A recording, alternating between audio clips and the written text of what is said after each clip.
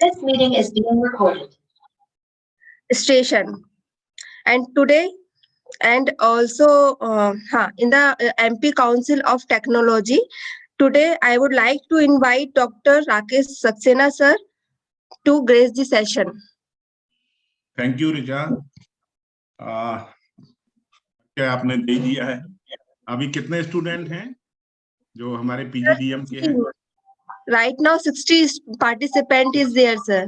Okay है ना। And basically they are engineer, researchers, थोड़ा सा ब्रीफ बताइएगा। जी sir, mostly are engineers and environmental background sir. Okay, it's good. Good morning everyone, है ना। आपने परिचय दे ही दिया है मेरा। और गुड मॉर्निंग सर। जी good morning everybody. Good morning sir. मेरा एक रिक्वेस्ट है कि मैं अभी पावर पॉइंट शेयर करूंगा आपसे, और बेसिकली इसको ऐसा ना मान के चलें कि ये कोई मैं एक्सपर्ट आया हूं आपको लेक्चर दे के निकल जाऊंगा। It should be in a interactive mode. You are working, आप काम कर रहे हैं, इंजीनियर्स हैं, तो जो आपकी प्रॉब्लम है वो उसको भी बाद में मैं 10 मिनट का समय रखूंगा, शेयर करिएगा। और इसमें जो एक आपको दिया गया है कि रिपोर्ट राइटिंग, है ना, रिसर्च रिपोर्ट राइटिंग, वो तो ठीक है, जो एकेडमिक फील्ड में है उनके लिए रिसर्च राइटिंग ठीक है, रिपोर्ट लिखते हैं। पर इसके साथ मैं और भी चीजों को करूंगा कि जैसे आप में से अधिकांश लोग इंजीनियर हैं, अब आप में से कई लोगों को डीपीआर बनाना पड़ता है, डिटेल प्रोजेक्ट रिपोर्ट बनाना पड़ता है, इसमें फाइनेंशियल एस्पेक्ट भी होता है, कुछ आर्टिकल्स भी लिखते हैं आप, कुछ हो सकता है बुक्स में भी आप चैप्टर लिखेंगे, और पीएचडी थीसिस या एक रिसर्च जो आपने काम किया may be in the field of civil engineering, या आपने कोई एनवायरमेंटल इंजीनियरिंग फील्ड में आपने एसटीपी पाइपलाइन के ऊपर कुछ किया, सीवेज ट्रीटमेंट के ऊपर कुछ काम किया है, या अर्बन प्लानिंग के ऊपर आपने काम किया है, तो उसमें कैसे आप कोई प्रोजेक्ट प्रपोजल अपने डिपार्टमेंट की तरफ से, इंडस्ट्री की तरफ से सबमिट करेंगे।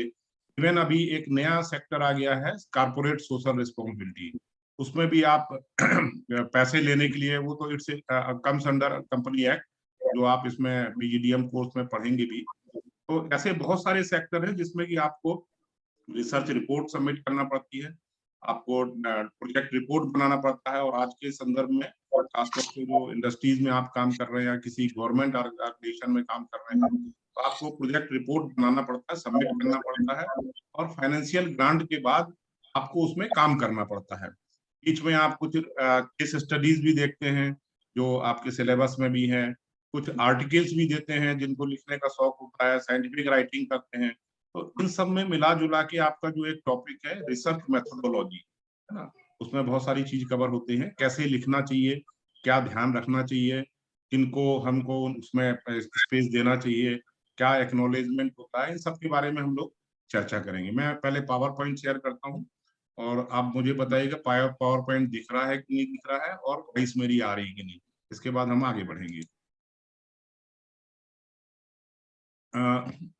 रिचा मैडम, वो शेयरिंग को इनेबल कर दीजिए, अभी डिसेबल है।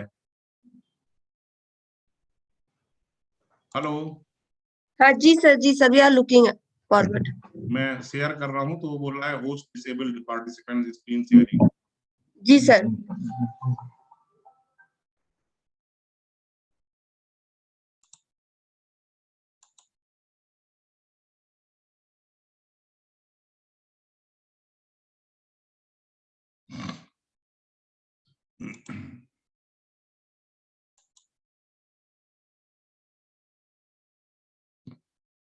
ये जब तक मैडम उसको इनेबल कर रही हैं। सर इनेबल कर दिया सर। यस, अभी आप कर सकते। अभी मेरी स्क्रीन दिख रही है पावर पॉइंट की? हेलो। Yes sir. अच्छा, मैं इसको फुल स्क्रीन कर दे रहा हूँ। Yes sir, yes sir. और मेरी वॉइस कहीं नहीं दिखे तो आप बिल्कुल बेझिझक बताइएगा। चलिए, ये मैडम ने आपको इंट्रोडक्शन दे दिया है मेरा, है ना। मैं बेसिकली एनवायरमेंटल साइंस फील्ड का हूँ और करीबन 15 साल स्पेस टेक्नोलॉजी में काम किया, remote sensing, GIS, engineering sector में मैं भी जाता हूँ, सिविल इंजीनियर्स के एमटेक की क्लासेस वगैरह। और अभी मैं बायोटेक्नोलॉजी और इस तरह से rural development, water resource management, ऐसे कई सीएसआर कई फील्ड्स में काम कर रहा हूँ जो आपके साथ शेयर करूंगा मैं। अब ये आपका यूनिट का स्ट्रक्चर है जिसमें कि ये पॉइंट्स दिए गए थे जो कवर करना है, पहले भी यही ये चीजें कवर की जाती हैं। जिसमें structure and format of a research report, क्या स्ट्रक्चर, पूरा एक लेआउट होता है कि क्या क्या चीजें होंगी उसके अंदर। जैसे एक ड्राइंग रूम होता है ना आपका, उसमें एक फिक्स होता है कि क्या क्या रखना है, स्टैंडर्ड होता है, सोफा रखना है, कालीन रखना, डस्टर रखना, कुछ डेकोरेटिव आइटम रखना। उसी तरह रिसर्च रिपोर्ट का एक लेआउट होता है, इसमें कि टेबल, दूसरा टेबल एंड डायग्राम प्रेजेंटेशन, कैसे हम पिक्टोरियल प्रेजेंटेशन, कुछ chart, pie chart, bar chart के थ्रू या कुछ टेबल्स के थ्रू हम डिस्क्राइब करते हैं, डिपिक्ट करते हैं। दूसरा एक सबसे इंपॉर्टेंट होता है एग्जीक्यूटिव समरी, तो निचोड़ जिसको बोलते हैं। जैसे विभागों में भी आप देखते होंगे कई जगह बीएचएल में है या बहुत सारे एग्जीक्यूटिव डायरेक्टर होते हैं या एग्जीक्यूटिव क्लास होती है हवाई जहाज में जब सफर करते हैं।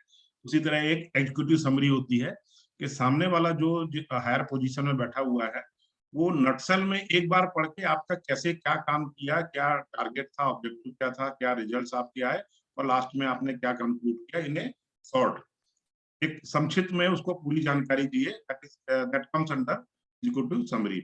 और फिर ये सब काम करने के लिए आपने किन किन को रेफर किया। जैसे अभी आजादी का अमृत महोत्सव चल रहा है, अब आप देखते हैं कि उसमें हम बहुत सारे वैज्ञानिकों का, बहुत सारे फ्रीडम फाइटर्स का, इनके सब के बारे में इनका क्या योगदान था।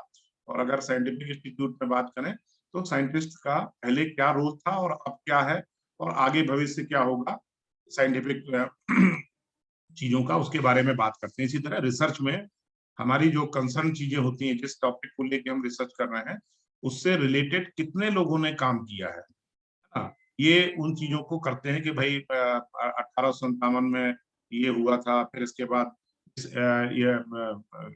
ईयर में किसने ये काम किया, फिर दूसरा काम किया, अल नीनो के बारे में किसने पेपर पब्लिश किया या जानकारी ली या रिसर्च की, या ला नीनो के बारे में किसने रिसर्च की, एनवायरमेंट के बारे में। तो उन सब चीजों को हम अपनी चीजों को तो हमारे टॉपिक से रिलेटेड है उनको हम रेफर करते हैं वहां पर रिव्यू ऑफ लिटरेचर में।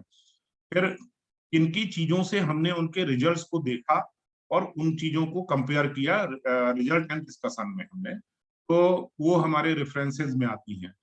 और लास्ट में हमारा एक रहता है बिब्लियोग्राफी का पार्ट, इसमें कि हमने जितना भर देखा, न्यूज़पेपर देखा, हमने वेबसाइट्स देखी, हमने बुक्स के चैप्टर्स देखे अपने काम से रिलेटेड सर्च में। जैसे हम मान लीजिए मार्केट में हमको रूमाल लेना है या हमको सूट का कपड़ा खरीदना है, एक सिंपल एग्जांपल बता रहा हूँ मैं आपको, तो हमारा टारगेट है कि रेमंड से हमको देखना है, ठीक है, हमारा टारगेट इज रेमंड, कि हमको रेमंड की ही दुकानें देखना है। इन बिटवीन हम पीटर इंग्लैंड भी देखते हैं, दूसरी दुकानों में भी देखते हैं, बहुत सारी दुकानों में सर्वे करने के बाद हम फोकस करते हैं रेमंड्स की, क्योंकि हमको एक रेट का कंपेरिजन हो जाता है, क्वालिटी का कंपेरिजन हो जाता है, अवेलेबिलिटी ऑफ कलर का कंपेरिजन हो जाता है, फिर हमारा फोकस टोटल रेमंड के ऊपर होता है।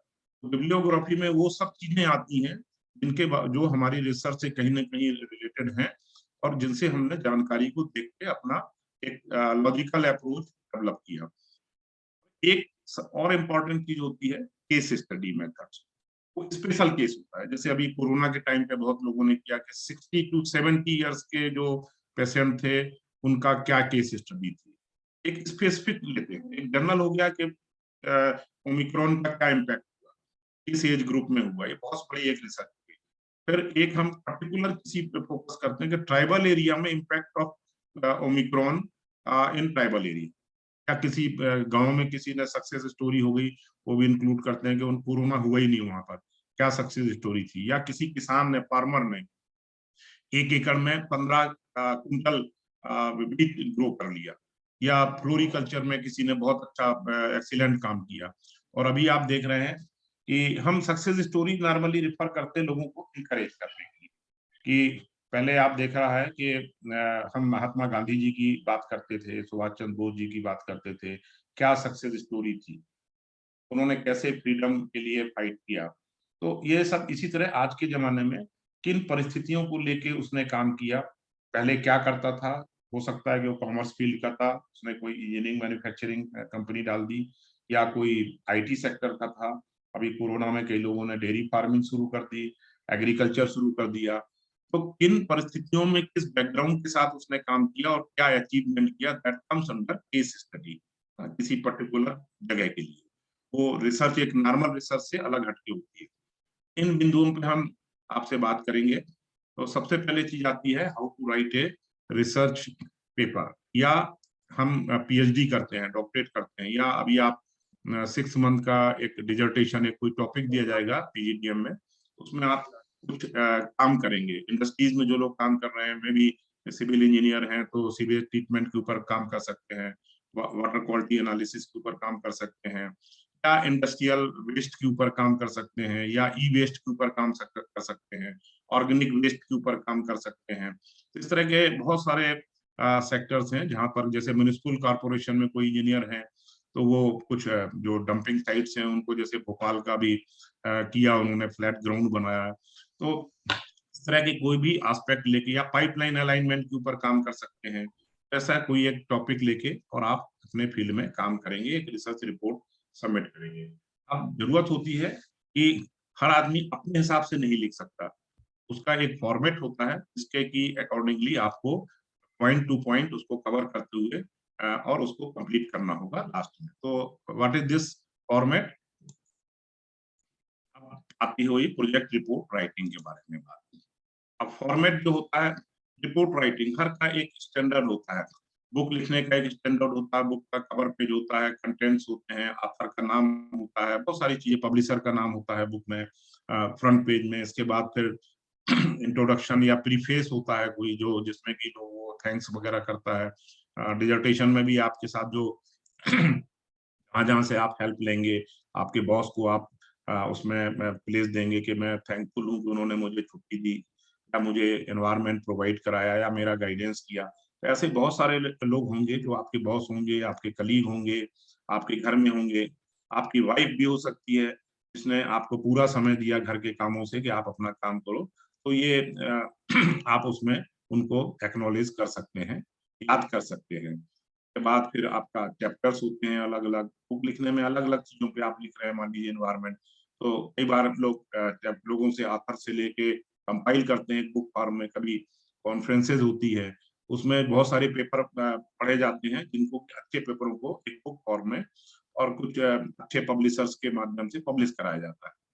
तो वो होता है। अब एक रिसर्च रिपोर्ट की बात करें, मान लीजिए डिसर्टेशन लिखना है या थीसिस लिखना है आपको, तो उसमें क्या फॉर्मेट होता है? एक होता है कि भाई आप उसमें बेसिक चीज होती है, लेटर साइज क्या होना चाहिए ताकि आराम से आप पढ़ सकें उसको, और बहुत बड़े भी नहीं हो ताकि बहुत मोटी थीसिस हो जाए, पन्ने बढ़ जाए आपके। लाइन स्पेसिंग 1.5 का होना चाहिए, लेफ्ट मार्जिन कितना होना चाहिए, राइट मार्जिन कितना ये कॉमन चीजें हैं। जब हमारे ऑफिस में हम कोई लेटर टाइप करते हैं तो एक सेट फॉर्मेट हम बना देते हैं कि राइट मार्जिन, टॉप, बॉटम ये होना चाहिए स्पेसिंग, और इसको लेके हम आगे बढ़ते हैं। कैरेक्टर्स की भी साइज होना चाहिए कि कितने एक लाइन में कितने होना चाहिए, ये सब चीजें बेसिक चीजें हैं। अब फॉर्मेट को देखें तो सबसे पहले टाइटल होती है, जो हम रिपोर्ट का टाइटल है हमारी, टाइटल बहुत शॉर्ट एंड स्वीट होना चाहिए, बहुत ज्यादा लॉन्ग नहीं होना चाहिए, क्योंकि बाकी चीजें तो आप अंदर इनकॉर्पोरेट कर रहे हैं। बहुत सारे बच्चे हमारे यहाँ भी आते हैं जो डिजर्टेशन करते हैं, अपना काम करते हैं, पीएचडी करते हैं, इंटर्नशिप का काम करते हैं। तो टाइटल हमेशा ब्रॉड होना चाहिए, जिसमें कि सब स्पेसिफिक नहीं होना चाहिए कि मैं फिश के ऊपर कर रहा हूँ, पर्टिकुलर नाम देके। ये होता है जब आप किसी एक फिश को ले रहे हैं तो फिर नाम दे सकते हैं रिसर्च में आप, और एक जनरल अगर आप कोई काम कर रहे हैं किसी क्रॉप के ऊपर कर रहे हैं, organic farming, impact of organic farming practice on rural development, या एनवायरमेंट, या क्लाइमेट चेंज, ऐसे टाइटल्स लेके आप काम करते हैं। तब दायरा आपका टाइटल बड़ी होती है, तो फिर अंदर आप स्पेसिफिक ऑब्जेक्टिव या दूसरी चीजों में उसको डिफाइन कर सकते हैं। अदरवाइज कई बार ऐसा भी होता है, या बहुत जनरलाइज भी टॉपिक नहीं होना चाहिए आपका। अगर आपके गाइड ने कोई रिसर्च टॉपिक दिया है कि sewage treatment plan, study of sewage treatment plan, impact of sewage treatment plan on near by area या एनवायरमेंट, तो इस तरह का दे सकते हैं। रूट वाटर हार्वेस्टिंग के ऊपर आप काम कर सकते हैं, फॉरेस्ट फायर के ऊपर काम कर सकते हैं। अब आपने फॉरेस्ट फायर लिखा तो हो सकता है कि बांधवगढ़ नेशनल पार्क में फॉरेस्ट के ऊपर कर सकते हैं, रायसेन के ऊपर कर सकते हैं, वो स्टडी साइट में आता है। तो एक टाइटल आपका एक बहुत बड़ा नहीं होना चाहिए। दूसरा, फिर ऑथर्स होते हैं, वो बुक्स या दूसरे पेपर्स में उसके ऑथर्स होते हैं। आपने रिसर्च पेपर में, आपको बाद में बताऊंगा कि जो टाइटल होता है रिसर्च पेपर्स में, और उसके बाद एक ऑथर्स होते हैं, कौन है ऑथर 1, ऑथर 2, 3, कई बार 4 लोग काम करते हैं, 2 लोग काम करते हैं, सिंगल ऑथर भी होता है। तो ऑथर के ऊपर नंबरिंग कर देते हैं और उनका किस ऑर्गेनाइजेशन से है वो भी रहता है। इसके बाद एक छोटा सा ऑब्स्ट्रैक्ट रहता है, ताकि ऑब्स्ट्रैक्ट पढ़ के आदमी समझ जाए कि इनका ये काम इससे रिलेटेड है। उसमें सब कुछ रहता है आपका, थोड़ा सा 2-3 लाइन इंट्रो से रिलेटेड क्या काम है, स्पेसिफिक मेथोडोलॉजी है वो भी बता देते हैं, और क्या फाइंडिंग्स हैं, हो सकती हैं या हैं। क्योंकि जो हो सकती वाली बात होती है वो आपके, जब आप एक सिनॉप्सिस सबमिट करते हैं रिसर्च ज्वाइन करने से पहले, मान लीजिए आप में से किसी ने आगे पीजीडीएम के बाद इच्छा की कि भाई मैं मानिट से या आईआईटी इंदौर से किसी सेक्टर में क्लाइमेट चेंज के ऊपर या सिविल इंजीनियरिंग फील्ड में या रोड के ऊपर या कुछ मैकेनिकल इंजीनियर्स किसी स्ट्रक्चर के ऊपर काम करना है, तो उसमें आपको एक सिनॉप्सिस सबमिट करनी पड़ती है। और आजकल एग्जाम वगैरह भी होते हैं फेलोशिप वगैरह के लिए, और उस आपका जो सिनॉप्सिस होती है वो पहले प्रेजेंट होती है। उसमें भी यही सब चीजें होती हैं, इंट्रोडक्शन होता है, स्टडी एरिया का होता है, क्या काम करेंगे, मेथोडोलॉजी क्या अडॉप्ट करेंगे, वो फाइनल नहीं होता है। क्योंकि उसमें फिर आप जब जो एक्सपर्ट्स के सामने खड़े होते हैं, उसमें वो आपसे पूछते हैं, कहीं कुछ गलत है उसको करेक्शन होता है और रीसबमिट करना पड़ता है। रीसबमिशन के बाद कैन स्टार्ट योर वर्क।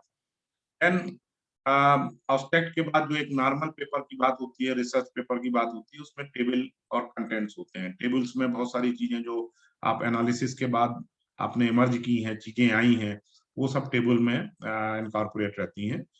कुछ चीजों को आप प्लस माइनस चीजें या ग्रोथ सेक्टर्स को दिखाना है, या किसी एक 100 को आपको डिवाइड करना, 100% लैंड यूज है, उसमें कितना लैंड यूज किस तरह की प्रैक्टिस के लिए यूज किया जा रहा है, उसको पाई चार्ट या एनुअल ग्रोथ दिखाना है आपको कि पर ईयर हमारा, हमने 5 एकड़ में शुरू किया था, हमने ये ट्रीटमेंट दिया, हमने ये फर्टिलाइजर इनपुट दिया, मैंने ये एग्रीकल्चर प्रैक्टिस को अडॉप्ट किया, एरिगेशन हमारा ये था, उसके बेस में हमारे अगले 5 साल का हमारा दिस बार चार्ट के थ्रू हम प्रेजेंट कर सकते हैं कि ये दिस वाज द प्रोडक्शन। तो ये वो भी एक बहुत अच्छा तरीका है कि आप उसको बार चार्ट के थ्रू प्रेजेंट कर सकते हैं। और बहुत सारी चीजें भी हैं, ये हम कई बार बहुत सारी चीजों को रिसर्च पेपर में मॉडल के थ्रू प्रेजेंट करते हैं। ये बहुत सारे मॉडल है, सिमुलेशन मॉडल है, मैट्रिक्स मॉडल है, वो एक मैथमेटिकल कैलकुलेशन हो जाता है और आपकी थीसिस के लोड को कम करता है। और उसमें आप वेटेज देते हैं कि मान लीजिए हम वाइल्ड लाइफ में टाइगर के ऊपर काम कर रहे हैं, पालतू कूनों में टाइगर के ऊपर काम कर रहे हैं, और हमने उनको दिया कि suitability land forest suitability area, study of suitable areas for carnivorous, एक मोटा टाइटल दे दिया।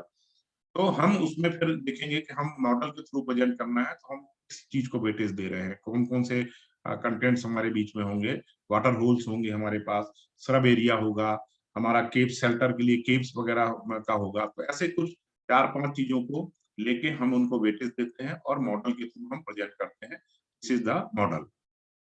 इसके बाद टेबल कंटेंट से ये आगे की बात मैंने बताई, बेसिकली होता है कि इंट्रोडक्शन होता है कि चीज क्या हम करने जा रहे हैं, उसका बैकग्राउंड के बारे में, उसकी नेसेसिटी, उसकी नीड के बारे में, ये सब चीजें इंट्रोडक्शन में होता है। और यहीं अगर हम थीसिस में बात करें तो वो स्पेसिफिक होता है कि हम किस चीज पे काम करने जा रहे हैं। और एक जनरल रिसर्च राइटिंग होती है, क्या कुछ एक जनरल चीजें लिखी जाती हैं। तो इंट्रोडक्शन में जैसे कोरोना के ऊपर बात करें, कोविड-19 के ऊपर, तो वायरस के ऊपर में बात होगी कि वायरस क्या था, कब से किस तरह की चीजें आती थी वायरस के थ्रू, और अब ये चीजें हैं। तो पूरा उसका एक ब्रीफ इंट्रोडक्शन, ताकि पढ़ने वाला समझ जाए कि आप किस चीज पे फोकस हैं। एक्सपेरिमेंटल टेक्निक्स एंड मेथड्स होते हैं, जिसमें मटेरियल एंड मेथड बोलते हैं कि किस तरह के हम इक्विपमेंट्स का यूज करेंगे। अलग अलग चीजों के लिए अलग अलग यूज होता है। कॉमर्स में कुछ अलग फील्ड हो जाएगी आपका, साइंस में कुछ अलग, फिजिक्स वाला कुछ अलग चीजों को यूज करेगा, उसका ऑब्जेक्टिव कुछ दूसरा होगा, बायोलॉजिकल साइंस वाला कुछ और करेगा, सिविल इंजीनियर्स कुछ दूसरे इक्विपमेंट्स के बात में करेगा, अगर उसको लैंड सर्वे करना है या रोड कंस्ट्रक्शन या ब्रिज कंस्ट्रक्शन की बात कर रहा है, तो उस पर कोई रिसर्च करना है तो उसके लिए कुछ इक्विपमेंट दूसरे होंगे। तो मटेरियल एंड किस मेथडोलॉजी को अडॉप्ट करेगा। मेथड्स होते हैं जो स्टैंडर्ड मेथड्स होते हैं, उनको आपने अडॉप्ट किया, that will come under your references also. Result and discussion, तो अब आपके जो रिजल्ट्स आए हैं, मोटे तौर पे मैं समझा रहा हूँ, फिर आगे बढ़ूंगा आपको। अब रिजल्ट्स का वैल्यूएशन होता है, जैसे आपको मालूम होगा हर चीज का standard, ISI Indian standard institution ने बहुत सारी चीजों के स्टैंडर्ड्स बनाए हुए हैं, है ना। वो हर फील्ड में, इंजीनियरिंग सेक्टर से लेके बायोलॉजिकल सेक्टर, फूड से लेके सभी।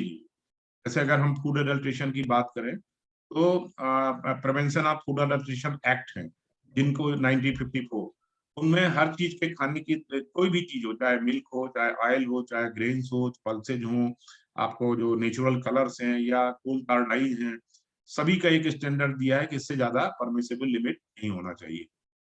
तो उन स्टैंडर्ड्स को हम लेके चलते हैं, और हमारे जो रिजल्ट आए हैं एक्सपेरिमेंट के बाद एनालिसिस करते हैं, हम उसका टेबल फॉर्म में रखते हैं, और अपने रिजल्ट को जस्टिफाई करने के लिए हम उन स्टैंडर्ड रिजल्ट से उनकी नियरिटी डिसाइड करते हैं कि भाई हमारा 3.2 आया था, किसी ने 3.1 भी किया है, किसी ने 3.4 किया है। हम रिजल्ट एंड डिस्कशन में, डिस्कशन वही पार्ट होता है कि हम अपने रिजल्ट को जस्टिफाई करते हैं कि उसकी इस कंडीशन में ये कंडीशन थी, उसने ये एक्सपेरिमेंट किया था, तो उसका रिजल्ट 3.1 आया। मैंने इन कंडीशंस में किया सिमिलर टू प्रीवियस कंडीशंस, तो मेरा रिजल्ट 3.3 आया, और दूसरे ने किया उसका 3.4 आया। मतलब मेरा रिजल्ट इन दोनों के रिजल्ट्स के बीच में है। और ये जो पहले वाले हमारे एक्सपेरिमेंट करने वाले साइंटिस्ट थे या पर्सन थे, उन्होंने भी, उनके जो ये काम है वो पब्लिश हो चुका है, तो ये रेफरेंस में से भी हम उठाते हैं। तो ये जस्टिफिकेशन हो जाता है मेरे काम का। कि जैसे बचपन में याद करिए कि हमारे यहाँ जब क्लास होती थी, हम लोग पढ़ते थे, और मदर फादर अक्सर पूछते हैं कि क्लास में टॉपर कौन था, या कितने बच्चे तुम्हारे पीछे सेकंड क्लास थे, तुम्हारी फर्स्ट क्लास आई, पर कितने फर्स्ट क्लास और भी थे। तो फिर हम उनको जस्टिफाई करते हैं कि अरे नहीं, हमारे यहाँ तो 60 स्टूडेंट थे, उनमें से सिर्फ 8 बच्चे सेकंड फर्स्ट क्लास आए हैं, उसमें से 2 सिर्फ टॉपर थे। तो वो डिस्कशन करने के बाद हम अपने को रिलैक्स महसूस करते थे कि हमारी पोजीशन काफी अच्छी है। आपने जो काम किया है पूरा, जितना भी आपने किया है, उसको समराइज करिए। जैसे अक्सर जब आप PGDEM में काम करेंगे, अपना प्रोजेक्ट वर्क बनाएंगे, और प्रोजेक्ट वर्क बनाने के बाद लास्ट में आप उसका प्रेजेंटेशन करेंगे, तो कई बार स्टूडेंट बहुत सारी स्लाइड्स पढ़ने लगते हैं, तो जो एग्जामिनर होते हैं बोलते हैं भाई समराइज करिए अपने काम को और कंक्लूड करिए। तो मतलब ये रहता है कि जितनी वो 20 स्लाइड्स को आप 2-3-4 मिनट में आप उसको समराइज करिए, जल्दी से क्या किया आपने, और उसको कंक्लूड करिए कि योर फाइंडिंग्स क्या थी, आपकी फाइंडिंग्स जो टाइटल थी उसके अकॉर्डिंग थी कि आप कहीं रास्ता भटक गए। और लास्ट में आप वो टोटल चीजें देते हैं जो आपने इंट्रोडक्शन में भी आपने ली है, परिचय के तौर पे लोगों के रेफरेंस दिए हैं, और बीच बीच में भी कहीं आपके रेफरेंसेस आए हैं, प्रीवियस वर्क किसी ने किया है, उसके रिजल्ट को आपने क्वेट किया है, तो वो सब आपके रेफरेंस में आ जाएंगे। और एक एक कंफ्यूजन होता है कि what is the difference between, वो मैं अभी इन सब चीजों को आगे लेके चलूंगा, कि रेफरेंस और बिब्लियोग्राफी।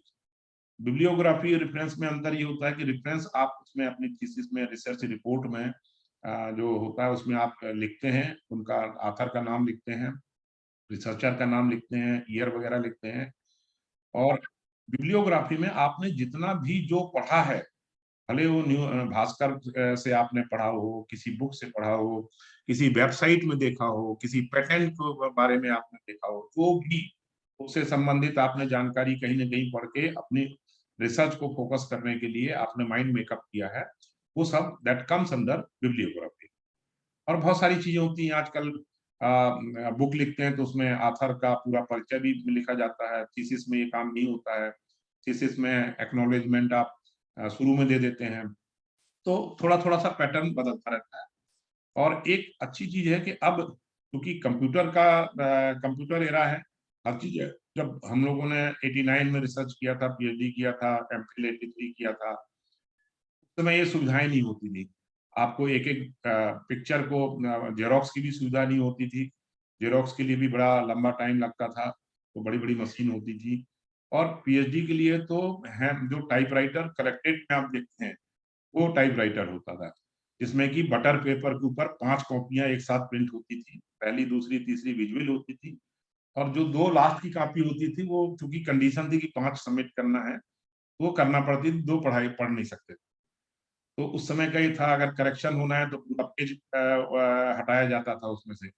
आजकल और थीसिस एक एक दो दो वॉल्यूम में होती, अब चेंज हो गया समय, कंप्यूटर का एरा है, आप 80 पेज की भी 100 पेज की भी थीसिस लिखते हैं, और बहुत सारी चीजें आपको वेबसाइट से मिल जाती हैं। उस समय रिसर्च का पैटर्न अलग था, लैब के अंदर दिन भर बैठते थे, काम करते थे। अभी फील्ड से रिलेटेड बहुत सारी चीजें हो गई हैं, और एक्सपेरिमेंट के रिजल्ट्स को आप बहुत सारे वेबसाइट्स हैं और चीजें हैं, इंटरनेट है, उनके माध्यम से खोज लेते हैं, जो एक सुविधा हो गई है। और लास्ट का है, अगर आपने कोई अपेंडिक्स लगाए हैं कि कहाँ क्या क्रम है, तो वो भी आप दे देते हैं।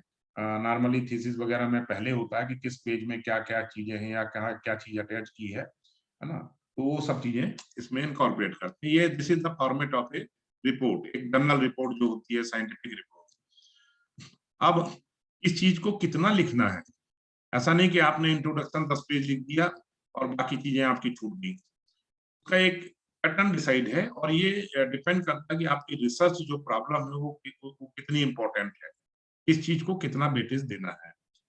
एक छोटा सा एग्जांपल आपको दूं कि किस चीज पे फोकस है। आप देखते हैं एक छोटी सी चीज, मैं जस्ट जोकिंग मोड उसमें वो बता रहा हूँ आपको। एक मैरिज होती है तो सबसे ज्यादा फोकस किसके ऊपर होता है, दूल्हा दुल्हन के ऊपर फोकस होता है। इसके बाद उनके माँ बाप के ऊपर होता है। इसके बाद तीसरे जो फोकस होता है वो मामा जी के ऊपर होता है। तो इसी तरह, और जो बाकी रिलेटिव होते हैं वो सिर्फ थोड़ा फोकस होता है कि आ गए, भीड़ दिख रही है, परिचित आ गए, या कोई हमारे कोई वीआईपी आना है, मिनिस्टर आना है, तो सब सीएम साहब आना है, तो सबसे ज्यादा फोकस उनके ऊपर रहता है कि साहब सीएम साहब आ गए कि नहीं आ गए। उसमें दूल्हा दुल्हन से लेके सबका फोकस रहता है कि सीएम साहब आ गए कि नहीं आ गए।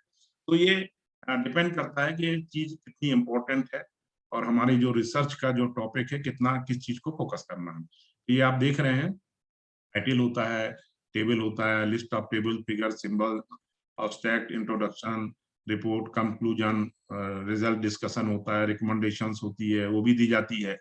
हमने कोई काम किया उसके बाद में हम कुछ क्या रिकमेंड कर रहे हैं, कि कई बार हम पायलट स्टडी करते हैं रिसर्च की, किसी एक गांव को लेके हमने कोई रिसर्च कर लिया, या मान लीजिए भोपाल का बीआरटीएस रोड के ऊपर हमने रिसर्च किया, और उसके बेस पे हम कंक्लूड कर सकते हैं, रिकमेंड कर सकते हैं कि ये हमारे लिए अच्छा है कि नहीं है। जैसे अभी आप पेपरों में देखते हैं कि जो स्ट्रक्चर है बीआरटी रोड का, वो अभी हटाने का फिर से चल रहा है। उस समय रिकमेंड किया गया था, जो सैप्ट वगैरह से भी आए थे, हमारे एक्सपर्ट्स आए थे, कि जो हमारा भोपाल का जो स्ट्रक्चर है, फैलाव है, जो लैंड यूज पैटर्न चेंज हो रहा है, changing scenario of land use pattern, उसके अकॉर्डिंगली, और ट्रांसपोर्टेशन बढ़ रहा है, उसके लिए हमको बीआरटीएस चाहिए। तो और अब जब उसकी स्टडी हुई, काफी स्टडी हुई कि बीआरटीएस के माइनस पॉइंट, मेरिट, डिमेरिट्स क्या हैं, तो फिर रिकमेंड हुआ कि इसको खत्म करा जाए, और अब फ्लाईओवर्स आ गए। तो ये चलता रहता है, रिसर्च पैरेलल चलता रहता है।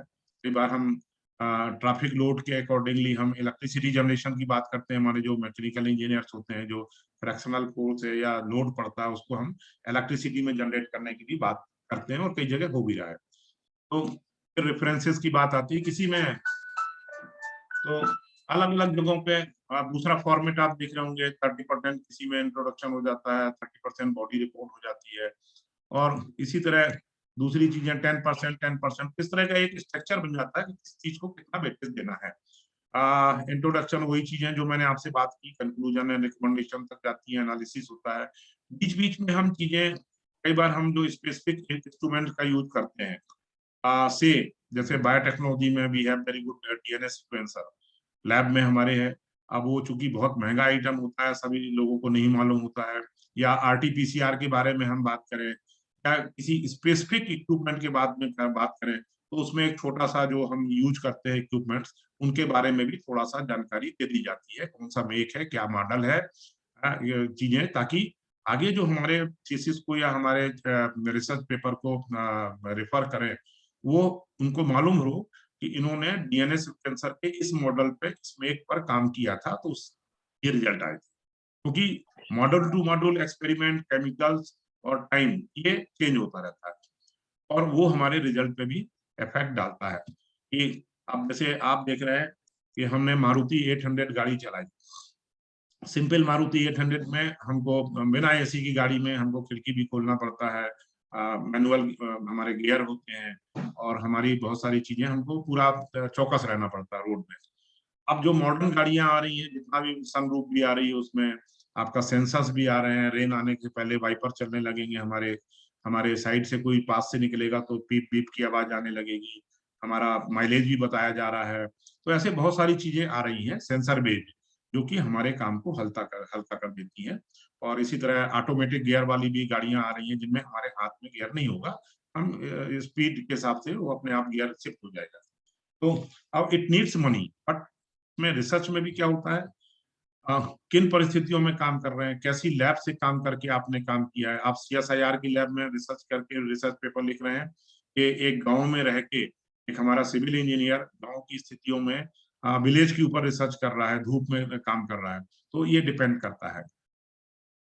Writing the research report, purpose ये होता है कि हमने जो काम किया हमारा, कि जो वो दूसरों तक पहुंचे, उसको आसानी से देखें, और वो जो रिसर्च कर रहे हैं उसमें कहीं ना कहीं वो हमारे बनाए हुए इस ग्राउंड फ्लोर से फर्स्ट फ्लोर के ऊपर जाए, कि उनको वो पूरा काम नहीं करना पड़ेगा एज इट इज, या उनको भटकना नहीं पड़ेगा कि जो हम काम कर रहे हैं वो सही है कि नहीं है। तो the purpose of the written report is to present the results of your research, but more importantly to provide a persuasive argument to readers of what you have found. कि आपने रिजल्ट एंड डिस्कशन भी किया है कि इन परिस्थितियों में हमने काम किया। जैसे एक छोटा सा उदाहरण लें, कि हम लोग कभी अपने बच्चों को बोलते हैं कि हमने तो 5 बच्चों की परवरिश की, इतनी तनख्वाह हमको मिलती थी। आपके माता पिताजी भी बोलते होंगे कि छोटी सी नौकरी थी, पर महंगाई, उसमें फैक्टर क्या था कि महंगाई कम थी, पेट्रोल 5 रुपए था, घर का किराया 600 रुपए या 300 रुपए था, और गोल्ड शायद 1000 रुपए था। स्कूल की फीस सरकारी देखी जाए तो 3 से 4 रुपए साल भर की होती थी, या प्राइवेट स्कूल की 12-14 रुपए होती थी। हमने 5 बच्चों को पाला। ये हिडन फैक्टर्स में 5 बच्चों को पालने की सक्सेस स्टोरी। और जब आपसे बात होती है तो आप बोलते हो कि हम तो 2 बच्चों को मुश्किल से पाल रहे हैं, पर ये कंडीशन है, क्योंकि बच्चों की फीस शायद 600 रुपए है, मकान का किराया 10,000 रुपए है, और पेट्रोल की कीमत 100 रुपए है। हमारी कंडीशन ये थी, उसमें हमने बच्चे को ITN बना दिया, या हमने ये काम कर लिया। कई बार हम लोग पढ़ते हैं कि बड़े बड़े लोगों की कहानियां, कि उन्होंने गांव में रह के खंबे की रोशनी में पढ़ा और चीफ इंजीनियर तक पहुंच गए, या साइंटिस्ट पहुंच गए। हम कलाम साहब की बात तो इस तरह की चीजों को वो लेके, वो हमारे फैक्टर्स होते हैं हमारे उस वर्क की प्रोग्रेस की सक्सेस स्टोरी, और उसको लेके हम दूसरे हमारी सक्सेस स्टोरी से अपने को कंपेयर करते हैं कि उनकी परिस्थितियां या कंडीशन या फैक्टर्स ये थे, हमारे ये हैं, और हमारा रिजल्ट इतना ये है। तो ये कंपेरिजन जो डिस्कशन करते हैं, रिजल्ट एंड डिस्कशन, उसमें हमारे काम आता है। अब अगर हम बात करें, यस, तो general purpose of writing research report वही है, हम अपनी चीजों को आगे ले जाना चाहते हैं। एक रिसर्च फोरम होता है, और उसमें हमारी चीजों को रिकॉग्नाइज किया जाता है। बहुत अच्छे रिसर्च पेपर होते हैं तो नेशनल इंटरनेशनल जर्नल्स में उसको स्थान दिया जाता है। हम बहुत अच्छा काम करते हैं तो इम्पैक्ट फैक्टर होता है हमारा, हमारे काम का कितने लोगों ने पढ़ा, कितने लोगों ने देखा, क्या इम्पैक्ट फैक्टर है हमारा, और दूसरों लोगों के लिए। और एक हमारा साइंटिफिक फोरम में हमारी चीजों को माना जाता है कि एक लॉजिकल अप्रोच है इसका।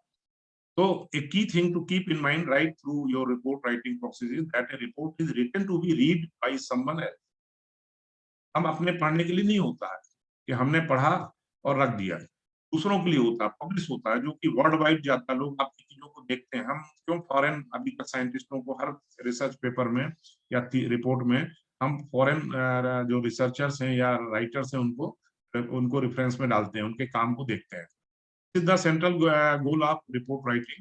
A report which is written for the sake of being written has very little value. तो सिर्फ इसलिए कि हमने लिख दिया है अपने काम को, नॉर्मली इट हैपेंस, मुझे बोलना नहीं चाहिए पर मैं हमेशा बोलता हूँ इस चीज को, कि हमारे यूनिवर्सिटीज कॉलेज में जो आजकल रिसर्च होती है मेरा हमेशा कहना रहता है उसका कुछ सोशल इम्पैक्ट होना चाहिए।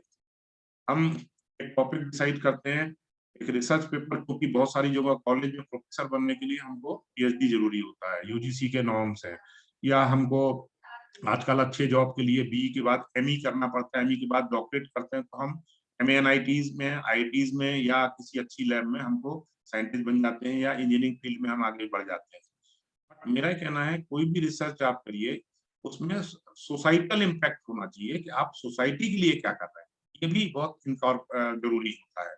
आपने जो काम किया, या आपने मान लीजिए रूरल रोड नेटवर्क के ऊपर काम किया और आपने थीसिस सबमिट कर दी, और थीसिस आपको डिग्री अवार्ड हो गई, बट उसका क्या यूज हुआ। कोशिश ये करना चाहिए कि हर रिसर्च का कम से कम 25% या 30% भाग जो सोसाइटी के काम में आए।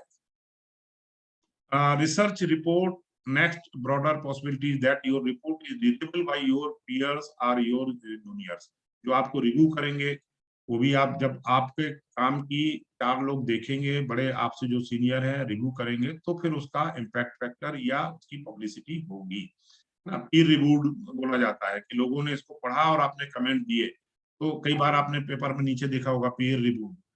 So this has greater value since someone else can continue on your work and improve it or learn from your work। कई बार होता है कि हम काम करते हैं, जैसा अभी आपको हमारी ये पावर पॉइंट दिखाई दे रहा है, और उसमें विंडो में कहीं मैं दिख रहा हूँ और कुछ 2-4 लोग दिख रहे हैं।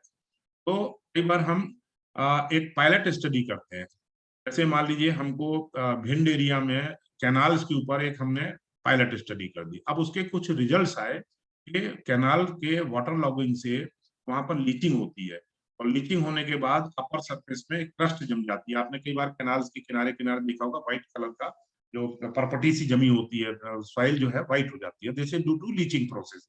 नीचे जो मिनरल्स होते हैं डिसॉल्व होते हैं, और टेम्परेचर प्रेशर के बाद कैपिलरी एक्शन से ऊपर आके जम जाते हैं, और इट कॉजेज द माने जो जमीन की फर्टिलिटी को कम करता है, reduces the fertility of land, क्योंकि ऊपर का क्रस्ट हो जाता है, बायोलॉजिकल एक्टिविटी खत्म हो जाती है, और सॉइल धीरे धीरे उसका मिनरल के जो कंपोजिशन है खत्म होता है। तो हो सकता है कि हमारी इस स्टडी से हम लिख सकते हैं this current study will pave the way for further study. मतलब एक रास्ता बनाते हैं, हमने एक रास्ता दे दिया कि इस तरह के डायरेक्शन में इस तरह के काम को करके किया जा सकता है, ताकि दूसरा हमारे काम को आगे बढ़ा सकता है। तो वो उसका एक होता है, और जब पब्लिश हो जाती है तो बहुत सारे लोगों के पास जाती है वो।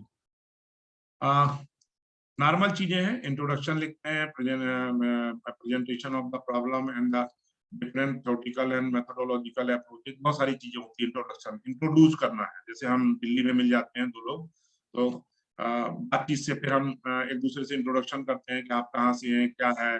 फिर जब बात पता चल जाता है मध्य प्रदेश के हैं, तो हम पूछते हैं अच्छा मैं भोपाल से हूँ, वहाँ पर इंदौर का सेव बहुत फेमस होता है, वो बताता है, हमारे बड़वानी में पपीता होता है। फिर फर्दर और अंदर घुसते हैं, रिश्तेदारियां पूछते हैं, परिचय पूछते हैं, पता चला कि हम दोनों बहुत पहले भी मिल चुके हैं। तो इस तरह की चीजें इंट्रोडक्शन में जो हमारे नियर बाई हमारे काम से रिलेटेड साइंटिस्ट हैं, या जो पहले खोज हो चुकी है, उन सबको हम वहां पर लगाते हैं। मटेरियल, किस तरह का हम मटेरियल यूज करेंगे, हम हमारी जो रिसर्च किससे related, lab related biotechnology research है कि माइक्रोबायोलॉजी से रिलेटेड है, या इंजीनियरिंग एस्पेक्ट से रिलेटेड है। देवास में बहुत सारी इंडस्ट्रीज, हम मैकेनिकल इंजीनियर की बात कर रहे हैं, क्या मैकेनिकल डिजाइन के ऊपर हम कुछ काम करना चाह रहे हैं, आईटी सेक्टर में है, सॉफ्टवेयर डेवलपमेंट में हम काम करना चाह रहे हैं, तो किस तरह की चीजों को यूज करेंगे। सॉफ्टवेयर में कर रहे हैं हम, मान लीजिए रिमोट सेंसिंग या जीआईएस में हम काम कर रहे हैं, स्पेस टेक्नोलॉजी में, तो हम जीआईएस के बारे में देखेंगे कि हम कौन सा जीआईएस का सॉफ्टवेयर यूज कर रहे हैं।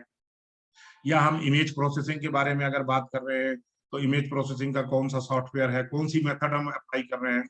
हम अगर जो आप में से आईटी के लोग होंगे वो जानते होंगे कि सुपरवाइज्ड क्लासिफिकेशन होता है, अनसुपरवाइज्ड क्लासिफिकेशन होता है, पिक्सल वैल्यू क्या होती है, इन सब चीजों के बारे में बात करेंगे, और इन चीजों को मेथोडोलॉजी में अडॉप्ट करेंगे। और क्या हमारी नीड है, उस रिसर्च की क्या नीड है, और किस तरह का एनालिसिस करना चाहते हैं। लैब का एनालिसिस अलग होता है, मैकेनिकल इंजीनियर अलग तरह का एनालिसिस करता है, और सिविल इंजीनियर अलग करता है। डाई मैकेनिकल इंजीनियर कितना साइज की डाई बनना चाहिए, क्या होना चाहिए, सबकी फील्ड अलग हो जाती है। इवन मैं आपसे बताऊं कि एक आप पढ़ा होगा रिसर्च मेथोडोलॉजी, हर का सेट पैटर्न होता है रिसर्च का, उसमें चाहे हम हमारे जो फ्रीडम फाइटर थे महाराणा प्रताप जी, या हमारे महात्मा गांधी जी, या विवेकानंद की जो स्टोरी थी फ्रीडम से रिलेटेड, या कोई भी हो, या हमारे सियाचिन में सैनिक ने कोई इनोवेशन किया हो इस तरह के लड़ाई के बीच में, फ्रेम एक ही होता है, तरीके अलग अलग हो जाते हैं उसमें प्रेजेंटेशन के। जैसे कि एक सिंपल और आपसे एग्जांपल शेयर करूं, मेरा पर्पज ये रहता है कि आप समझें कि एक बेसन होता है जो ग्राम सीड का पाउडर होता है। अब it depends on your skill कि आप उसमें से भजिया तलना चाहते हैं, कि बेसन की पूड़ी बनाना चाहते हैं, कि बेसन की सब्जी बनाना चाहते हैं, क्या, it depends your skill and need, कि आपकी नीड क्या है। आप भजिया खाना चाहते हैं, ब्रेकफास्ट है तो भजिया चलेगा आपका, हलवा चलेगा। लंच करना चाहते हैं तो बेसन का इनपुट आपको इंग्रेडिएंट दूसरे में डालना पड़ेगा। तो it depends on your research, your जो आपका फाइंडिंग, क्या आप करना चाहते हैं साइंटिफिक, उसके ऊपर। कंक्लूजन के बीच में आपको बताया, मटेरियल मेथड होता है, स्टडी एरिया भी होता है। अगर आप रिसर्च में कोई काम कर रहे हैं तो आपको बताना पड़ेगा किस फील्ड में काम कर रहे हैं, और वो जो जिस एरिया में काम कर रहे हैं में बिलोंग टू एनी विलेज या सिटी, या अर्बन प्लानिंग के ऊपर काम करना चाह रहे हैं, या सीवेज ट्रीटमेंट प्लान किसी इंडस्ट्री का कर रहे हैं, या एफ्लुएंट ट्रीटमेंट प्लान बनाना चाह रहे हैं आप, मान लीजिए मंडीदीप का प्लान बनाना चाह रहे हैं, या बामोर का बनाना चाह रहे हैं, या इंदौर के पास का पीथमपुर का आप कोई प्लान बनाना चाह रहे हैं, फिर उसमें भी पर्टिकुलर है कि किस तरह की एयर पॉल्यूशन इमिटिंग इंडस्ट्रीज के ऊपर बनाना चाह रहे हैं, कि ई वेस्ट जो इलेक्ट्रॉनिक आइटम्स जनरेट कर रही है उसके ई वेस्ट के ऊपर काम करना चाह रहे हैं। तो सबकी मेथोडोलॉजी अलग हो जाएगी, स्टडी एरिया में साइट चेंज हो जाएगी आपकी, ये सब रेफरेंस देना पड़ता है। और खासतौर से कोई जो रिसर्च पीएचडी करते हैं, या रिसर्च में भी जो पेपर होता है, कई बार हम स्पेसिफिक साइट दे देते हैं, latitude longitude of the study area, ताकि वर्ल्ड में कोई भी पढ़े तो एग्जैक्ट लोकेशन उसको पता चल जाए कि किस इतना लेटीट्यूड है और इतना लॉन्गिट्यूड है इसका, उससे वो जियो पोजिशनिंग उसको पता चल जाएगी। आप भी जीपीएस का उपयोग करते हैं, तो ये बहुत एक्यूरेट होता है कि अपने आप को रिसर्च को पूरी तरह सामने रखना, उसमें हिडन कुछ भी नहीं होता है। सामने वाले को समझ में आ जाएगा आपका पेपर पढ़ने के बाद कि ये साइट वाकई आपके काम की थी कि नहीं, कि आपने जबरदस्ती लिया और कुछ और दूसरी मेथोडोलॉजी लगा के कुछ तीसरा रिजल्ट निकाल दिया। एंड कंक्लूजन में सब कुछ होता है कि आपने क्या काम किया, आपका रिजल्ट्स क्या है, इतना अगर वाटर क्वालिटी के ऊपर काम कर रहे हैं तो टीडीएस कितना था, किस तरह का पानी था, ग्राउंड वाटर था कि टैप वाटर था कि वेल वाटर था कि पॉन्ड का वाटर था कि रिवर वाटर था, सबका टीडीएस अलग होगा, सबका डीओ अलग होगा, डिजॉल्व ऑक्सीजन, सबका बीओडी अलग होगा। तो इस तरह का बहुत सारी चीजें आपको कंक्लूजन में देंगे, और कंक्लूजन के बेस में you can put up the recommendations कि अब आप क्या बोलते हो कि अगर इस तरह का एरिया है तो वहां पर इस तरह की काम जरूरी है। रिकमेंड करना जो गवर्नमेंट तक भी जाती है, आपके इंडस्ट्रीज में हायर्स तक भी जाती है, क्योंकि वो आपकी फाइंडिंग्स है, आपका जो काम किया उसके बाद निकला है। सीवेज ट्रीटमेंट प्लांट में अगर आपको कोई फेरबदल करना है जिससे कि इजिली डाइजेस्ट हो जाए, डाइजेस्टर का उपयोग करना है कहीं पर, या कूलिंग जो टावर्स होते हैं इंडस्ट्रीज में टेम्परेचर का, उसका जो पानी निकल रहा है उसका कोई फर्दर यूज करना है आपको, तो you can suggest that will be your recommendation. Bibliography, bibliography भी एक इम्पोर्टेंट एस्पेक्ट होता है, जिसमें कि मैंने बता ही चुका हूँ, मैं आगे बढ़ूंगा, टाइम भी है। Components of an empirical research paper in economics. अब एक इकोनॉमिक्स की बात अलग हो सकती है, मार्केट से रिलेटेड होगी, मार्केट ट्रेंड होगा, शेयर से रिलेटेड होगा, इन्फ्लेशन रेट होगा कि महंगाई की दर क्या रही, कितना सप्लाई एंड डिमांड के ऊपर बात करेगा, रॉ मटेरियल की अवेलेबिलिटी के ऊपर बात करेगा, क्रॉप से क्रॉप की ऊपर बात करेगा, जिसमें कि कुछ फैक्टर्स होते हैं जो related to climatic changing scenario of climatic pattern, drought के बारे में बात होगी, ये सब इकोनॉमिक्स से जुड़े होते हैं। इनकी चीजें वही होती हैं, बट उनका स्वरूप और स्टडी और एरिया बदल जाता है। इंट्रोडक्शन आपसे बताया ही मैंने, चीजों के बारे में पूरी तरह आपको जानकारी देना, इंट्रोड्यूस करना। इंट्रोड्यूस, जब आप किसी इंटरव्यू में जाते हैं तो कई बार जो पैनल में बैठते हैं लोग, वो बोलते हैं कि अपने आप को आप इंट्रोड्यूस करिए। आप बताते हैं कि मैं फलाना हूँ, मैं यहाँ से हूँ, ये क्वालिफिकेशन है मेरी, ये कर सकता हूँ मैं, इसके पहले मैं यहाँ पर काम करता था। That will be your complete introduction. Written literature review, जो चीजें उपलब्ध हैं देखते हैं, उनके बारे में जानकारी लेते हैं। अब एक सिंपल चीज और जो आपसे जुड़ी हुई चीज है, बिल्कुल मैं बताता हूँ कि हम रिटन लिटरेचर रिव्यू एक देते हैं। अब उसमें हम बहुत सारी चीजों को देखते हैं उनका, और उसमें से किसी चीजों 5 पेपर सेलेक्ट करते हैं हम, और उनको पूरा साइट में सर्च करते हैं। पहले इंस्टॉक फॉर्म भर के पेपर मंगाना पड़ते थे, आजकल पेमेंट बेसिस पे भी आप मेंबरशिप ले लीजिए तो आप पूरे पेपर्स को ऑनलाइन देख सकते हैं, फिर उनकी हम थारो स्टडी करते हैं। तो अदरवाइज अगर हमको सिर्फ रिसर्च करना हो, ये हमारे पास कुछ भी नहीं हो लिटरेचर रिव्यू, तो हम कुछ भी रिजल्ट किसी भी दिशा में चले जाएंगे, पर हमको ये जो प्रीवियस वर्क एक डायरेक्शन देता है काम करने का। इसमें भी मेजर फाइंडिंग्स, ये बहुत सारे points, it should point out the principal, एक minute, deficiencies of these study, माने प्लस माइनस उस रिसर्च में भी होगी, उन्होंने किस परिस्थिति में काम किया, क्या चीज छोड़ दी जो कि आपके दिमाग में कि ये काम अगर करते तो इसका रिजल्ट और अच्छा हो जाता। तो ये सब चीजें रहती हैं मोस्ट फ्रिक्वेंटली। आप जो क्वेश्चंस होते हैं आपसे कोई भी पूछ सकता है, स्टूडेंट भी, अगर आप टीचर हैं तो कोई काम अपने प्रोजेक्ट वर्क करवाया तो पूछ सकते हैं, should be included how many sources, हर आदमी पूछता है आपने कितने लोगों से पूछा। टीचर्स भी पूछते हैं कि आपने घर में सर्वे किया, क्वेश्चनेयर बच्चों को दिया जाता है कि कितने फैमिली से आपने सर्वे किया, किसी ने बोला नहीं 2 से, तो बोलेंगे नहीं गलत, आपने कम से कम 15 फैमिली से सर्वे करते तो आपको कोई रिजल्ट पता चलता।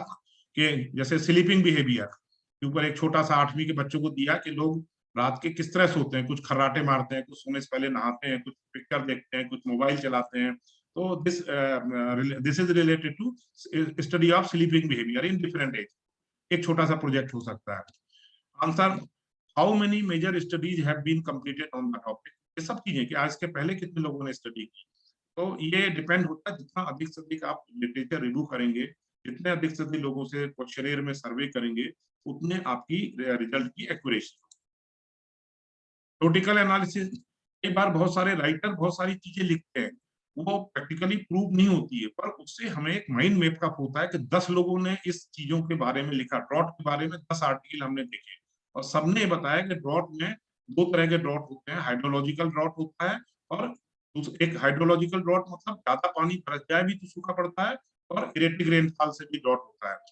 तो 10 लोगों ने क्या किया, उनके विचार कम से कम 60% मिलते हैं, तो उससे भी हमें आइडिया जनरेट होती है कि हाइड्रोलॉजिकल ड्रॉट से ये होता है। तो this is theoretical analysis of the problem. अब एम्पिरिकल जो टेस्टिंग ऑफ द एनालिसिस होता है, इसमें एम्पिरिकल मतलब होता है जो प्रयोगों से सिद्ध हो चुका है, जो लोगों ने प्रूव किया है, रिजल्ट्स दी है, that comes under empirical testing of the analysis.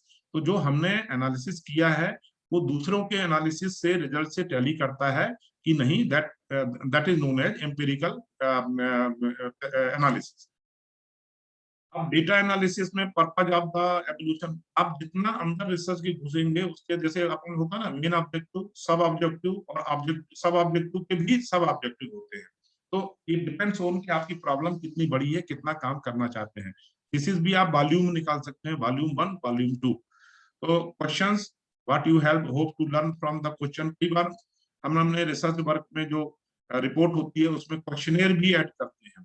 हमने सोसाइटी में 20 लोगों से, हमने बीआरटीएस रोड के किनारे रहने वाले 50 फैमिली से सर्वे किया, आपके लिए अच्छा है कि नहीं, एक्सीडेंट का क्या रेट होता है, पॉल्यूशन का लोड कितना होता है, नॉइज का लोड कितना होता है, ये हम क्वेश्चनेयर से निकालते हैं। टेक्निक का एनालिसिस करते हैं कि टेक्निक कितनी पुरानी थी, कब से यूज हो रही है टेक्निक, नई टेक्निक्स कौन सी इमर्ज हुई है, हमारा जो लेबोरेटरी है आईएसओ सर्टिफाइड है कि नहीं है, मैन पावर कौन सा काम कर रहा था, ट्रेंड मैन पावर था कि नहीं जिसने ये रिजल्ट एनालिसिस किए, ये सब चीजें डिपेंड करती है। अब एनालिसिस वही है कि टेस्टिंग हम करते हैं कई चीजों से। टेबल्स एक बहुत अच्छा तरीका होता है हमारे रिजल्ट्स को प्रेजेंट करने का, या कुछ आंकड़े देने का कि हमारा 1971 में ये पॉपुलेशन ग्रोथ थी, या इसके बाद 81 में ये सेंसस कह रहा था, उसके मुकाबले लैंड का इतना था अवेलेबिलिटी, इतना अर्बन था, इतना रूरल एरिया में था। ये that can be represented by tables. बहुत सारे टेबल्स हम बनाते हैं, बहुत बड़ी बड़ी पूरे पेज की टेबल, शॉर्ट में होना चाहिए और कोनिसाइज होना चाहिए कि हम टेबल के थ्रू प्रेजेंट कर दें, ताकि हमारे आंकड़े जो एनालिसिस के आंकड़े डेटा देख सकता है। ये इस तरह की एक टेबल होती है कि लेमन ग्रास और पैडी के ऊपर हमने काम किया कि कॉस्टिंग कितनी होती है, टोटल लेबर कितना लगा, इनपुट कितना लगा, रिटर्न हमारा कितना मिला, मतलब 2 क्रॉप्स को लेके उसमें इनपुट कॉस्ट क्या थी और आउटपुट हमारा कितना निकला, किस काम में कितना हमें लेबर कॉस्ट लगी, तो एक कंपैरिजन एट ए ग्लांस आप कर सकते हैं। अब इसका बहुत सारे, कई बार हम दूसरी टेबल्स को भी दूसरे पेपर्स में भी से लेते हैं, उठाते हैं, तो उसका सोर्स देना चाहिए। सोर्स इज वेरी इंपॉर्टेंट, ये हम कहाँ से लेके आए हमने, क्योंकि जब आप सोर्स नहीं देंगे तो उसकी कोई वैलिडिटी नहीं होती है। सोर्स कब किस पब्लिकेशन में निकला था ये सब उसमें भी आना चाहिए और टेबल के नीचे भी लिखा होना चाहिए। फिगर्स, एक पिक्टोरियल प्रेजेंटेशन भी होता है, बहुत सारे चित्रों को हम फ्लो चार्ट भी बनाते हैं, हम पाई चार्ट बनाते हैं, बार चार्ट बनाते हैं, या किसी चीज का फील्ड की फोटो देना है हमको, या एक्सपेरिमेंट करते हुए फोटो देना है, या लैब की फोटो देना है, तो वो भी हम फिगर्स के अंदर रखते हैं। ये देखिए बार चार्ट हो गए, इसमें ईयर वाइज हम परसेंटेज या एनालिसिस या 2 क्रॉप्स के बीच में इनपुट और आउटपुट का दे सकते हैं कि इनपुट कॉस्ट इतना लगता है, आउटपुट इतना है लेमन ग्रास का और दूसरे क्रॉप का ये है। तो कुछ भी हो सकता है। बार चार्ट एक हमारा ग्राफिकल प्रेजेंटेशन होते हैं। पाई चार्ट है, टोटल 100% मान लीजिए किसी गांव का लैंड यूज है, उसमें से कितना पैडी में जा रहा है, कितना ज्वार में जा रहा है, कितना रबी, कितना खरीफ और कितना वेस्टलैंड एरिया है और कितना मेडिसिनल प्लांट्स में जा रहा है। तो ये हम एक पिक्टोरियल प्रेजेंटेशन के थ्रू तुरंत पता कर सकता है आदमी। कंक्लूजन, सब चीजों का, कथा का, जैसे आप सुनते आए हैं कि किसी चीज का कंक्लूजन ये होता है, कंक्लूजन निकला कि हमने इतनी मेहनत की, ये सब किया, डिग्री होल्डर रहे, हमारा कंक्लूजन है कि मैं आज एक साइंटिस्ट बन के बैठा हुआ हूँ। और उसके बीच में फिर स्ट्रगल्स होंगे, वो सब चीजें इस स्टडी में आ जाती हैं आपकी, या छोटे छोटे आप अपनी जीवनी के ऊपर ऑटोबायोग्राफी लिख सकते हैं। सॉरी। रिसर्च में आप अपने फाइंडिंग्स को कंक्लूड कर रहे हैं कि हमने ये काम किया, उसका कंक्लूजन है ये है। अब सबसे इंपॉर्टेंट होता है कि जो बड़े लोग होते हैं, या अब सीएम साहब के पास आप कोई थीसिस ले, अपने फाइंडिंग्स ली और मुख्यमंत्री जी के पास लेके जा रहे हैं, या आप अपने चीफ इंजीनियर के पास ले रहे हैं, या अपने डायरेक्टर जनरल के पास लेके जा रहे हैं, या आपके जो आईएएस इंचार्ज हैं सर, वो उनके पास अपनी फाइंडिंग चीजों को लेके जा रहे हैं, तो आपकी पूरी थीसिस नहीं पलटने वाले हैं। या किसी के पास समय नहीं है तो वो पूरी थीसिस एक एक चीज नहीं देखा, that he will look your executive summary, इसमें कि सब कुछ रहता है, हर कुछ समरी रहती है। जैसे एक एग्जीक्यूटिव क्लास होती है हवाई जहाज में, जिसमें कि सामने जाके बैठ जाता है वो, उसको पीछे नहीं घूमना पड़ता, अपनी सीट नहीं घूमना पड़ता है, और आराम से जाके रिलैक्स होके पैर फैला के बैठ जाता है, उसका चार्ज ज्यादा होता है। और ये रिसर्च वर्क है, यहाँ एग्जीक्यूटिव समरी आपकी सब पूरी चीजों की कहानी बता देती है शॉर्ट, चाहे वो बिजनेस प्लान हो, चाहे रिसर्च प्लान हो, या किसी भी तरह की चीजों को आप जो फाइंडिंग्स है वो एग्जीक्यूटिव समरी में आ जाता है। Executive summary is a thought overview of the research report और other type of document that synthesizes key points for its readers, saving them time and permitting them to understand the study's overall content. सब कुछ समझ में आ जाता है। ये executive summary abstract में आपको चीजों को जो किया वो देना पड़ता है, एग्जीक्यूटिव समरी में आपका फाइंडिंग्स वगैरह सब कुछ होता है उसमें पूरा। स्ट्रक्चर, अब ये पूरा उसी के बारे में दिया कि किस तरह की चीजें करना चाहिए, रिकमेंडेशंस भी देना चाहिए, include material present in the main report, provide a justification जो रिजल्ट एंड डिस्कशन में आता है, have a conclusion be readable separately from the main report. और सबसे इंपॉर्टेंट चीज होती है कि इसमें ग्रामेटिकल मिस्टेक नहीं होना चाहिए, क्योंकि आजकल तो सॉफ्टवेयर है जो आपकी ग्रामर ठीक कर देते हैं। पहले दिक्कत होती थी, हम लोगों को भी होती थी बहुत पहले, क्योंकि जो पहले था उतना कॉन्वेंट एजुकेशन नहीं होती थी, अंग्रेजी 6वीं के बाद चला करती थी, और सॉफ्टवेयर ऐसे होते नहीं थे जो पकड़ में ला दें, या गूगल बाबा की कृपा नहीं होती थी। तो आप लगा दीजिए, गलत भी लिख लीजिए तो गूगल बाबा ठीक करा देते हैं आपको, फिर भी उतनी मेहनत नहीं करना पड़ता है। तो एक पूरा ओवरऑल स्ट्रक्चर होता है, ग्रामेटिकल मिस्टेक, स्पेसिंग, लाइन का लेफ्ट राइट मार्जिन का, ये सब ध्यान रखना चाहिए, तब वो एक रिसर्च रिपोर्ट या एक आपका पेपर होता है। Summaries are important as a communication tool in both academia and business। हमें एग्जीक्यूटिव समरी होती है शॉर्ट में, पीएम साहब के पास, प्राइम मिनिस्टर साहब के पास कोई चीज आती है वो एग्जीक्यूटिव समरी के रूप में जाती है। उसके नीचे वित्त मंत्री जी उसको देखते हैं, और वित्त मंत्री जी के नीचे जो ऑफिस स्टाफ होता है या दूसरे अधिकारी होते हैं उसका डिटेलिंग करते हैं। तो executive summary is very important, और ये कई बार डिसीजन के लिए भी काम आती है। हायर के पास अगर ले जाना है कोई चीजों को तो शॉर्ट में, कभी ऑफिस में भी आवेदन कोई चीजें बतानी होती है तो शॉर्ट में बोला जाता है कि आप अपनी चीजों को बताइए, इतना बड़ा ये 3 पेज का लेटर हम नहीं पढ़ेंगे। तो executive summary is also important in research paper या report writing. And you might expect summarizes the main points of the underlying paper and draws out the key points. It usually has 3 sections: introduction, main body and conclusion. यही होता है कि आप क्या बोलना चाह रहे हैं, किस चीज के बारे में बात कर रहे हैं, मेन उसमें क्या है आपका, और कंक्लूड क्या कर रहे हो, आप क्या कहना, आपके रिजल्ट्स क्या है, जिसके बेस पे आप ये मांग कर रहे हो। अब रेफरेंसेस, जितने भी पेपर्स आए हैं इस बीच में, दैट कम्स अंडर रेफरेंसेस। जो भी जिनसे भी आपने चीजों को लिया है, जिनसे आपने डिस्कशन किया है, जो भी रिजल्ट्स को अपने रिजल्ट से टैली किया है, that will be your references. और रेफरेंसेस नॉर्मली जो लिखने का पैटर्न होता है, कई बार हम अल्फाबेटिकली लेते हैं, ABC जो ऑथर्स के रहते हैं या रिसर्चर्स के नाम से लेते हैं, या हम ईयर वाइज लेते हैं।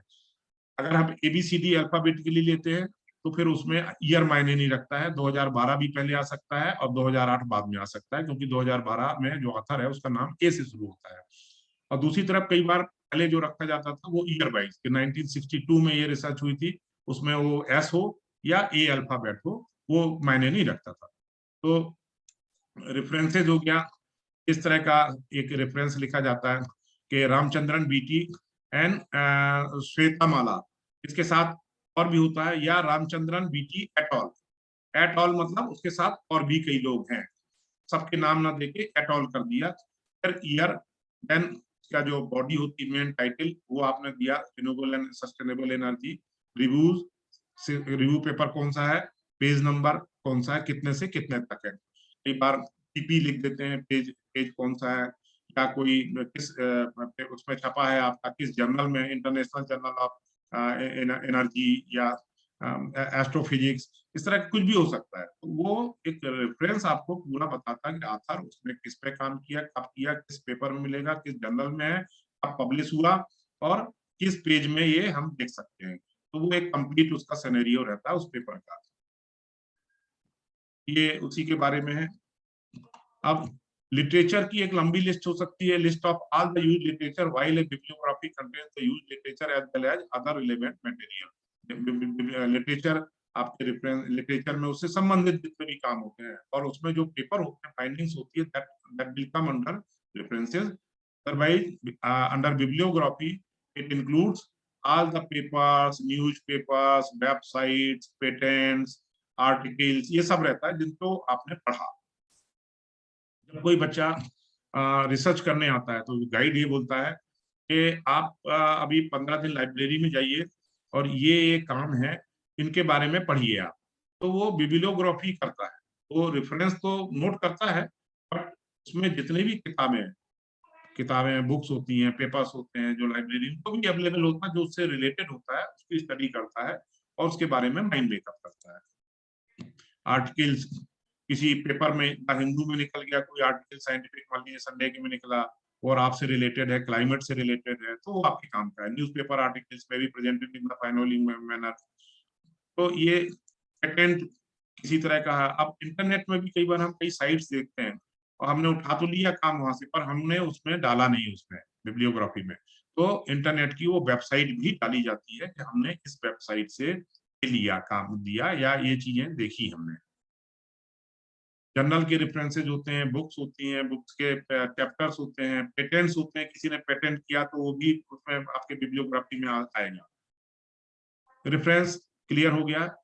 बिब्लियोग्राफी समुद्र है और रेफरेंस हमारी स्पेसिफिक एक रिवर है जो रिवर्स को रिप्रेजेंट कर रही है। बिब्लियोग्राफी में तो गोते लगाते रहिए, बाहर निकलते रहिए, और रिवर में हम हर बार गोते नहीं लगाते हैं। एक रिवर देख लिया, गंगा रिवर है, यमुना रिवर है या दूसरी रिवर है, और हमने उनको रेफरेंस में डाल दिया क्योंकि हमारे काम की, हमारी स्टडी वही है। References are those that are directly included in your actual text.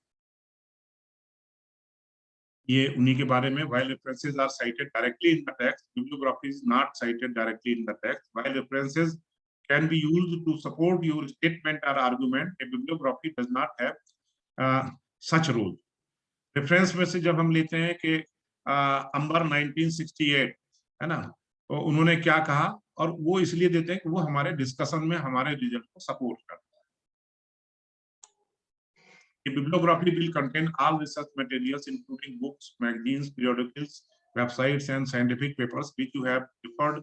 References contain source of material like quotes or text which has been actually used when writing an essay or book or research paper or doing your PhD work.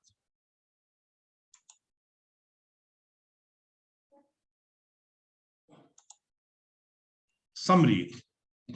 अब इसको summarise करें तो आपको clear हो गया होगा कि हमको रेफरेंस रखना है, may be alphabetically order, may be year wise order, और रेफरेंसेज वो होते हैं जो कहीं भी आपकी किसी रिसर्च पेपर में, थीसिस में या वर्क में आए हैं, उनको आपको वहां रेफरेंस देना है ताकि उसको क्लियर हो जाए जो रीडर है या जो यूज कर रहा है कि ये काम जो हुआ था ये कहाँ पर किसने किया. वो उस रेफरेंस के थ्रू उस पेपर को देख सकता है, उस वर्क को देख सकता है और अपना माइंड मेकअप कर सकता है कि जो इन्होंने गाइडलाइन दिया, कंक्लूड किया, दैट इज राइट और रॉन्ग. ये पूरा उसी से रिलेटेड है. Most often associated with academic orientation literature such as a thesis, dissertation और a peer reviewed journal article. A literature review usually proceeds the methodology and result section, although this is not always the case.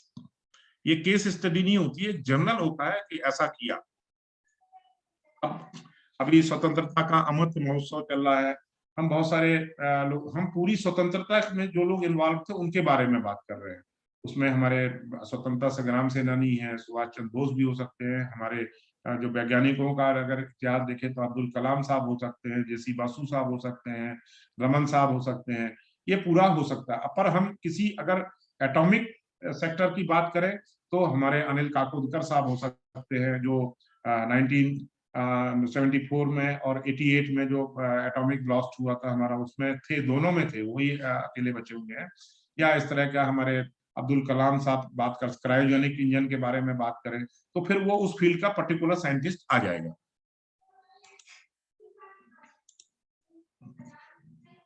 अब ये किन बातों का ध्यान रखना चाहिए? Make sure you mention the background to and aims of the investigation, include the basic concepts and theory relating to the investigation.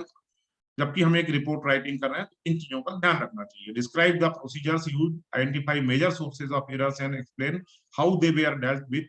Only data directly relevant to the calculation of final results should be presented. Omit raw data.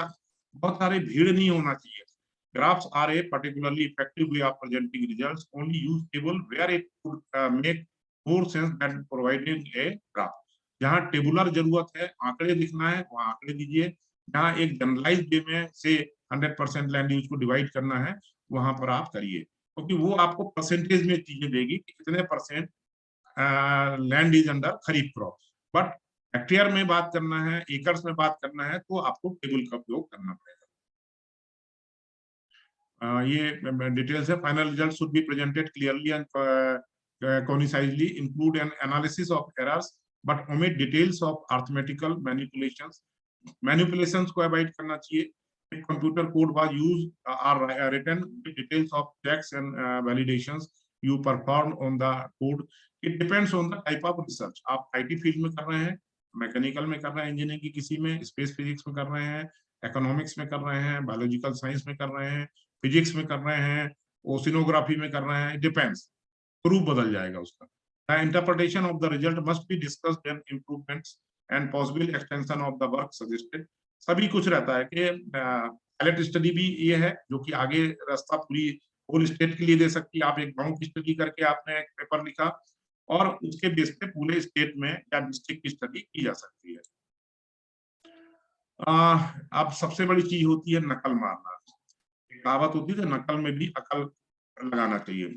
तो जो plagiarism है, हमारा software है बहुत सारे, वो आजकल thesis को या रिसर्च पेपर को चेक किया जाता है कि इन्होंने दूसरे का चीजों को तो उठा के अपने पेपर में ले किया, तो इसको अवॉइड करना चाहिए.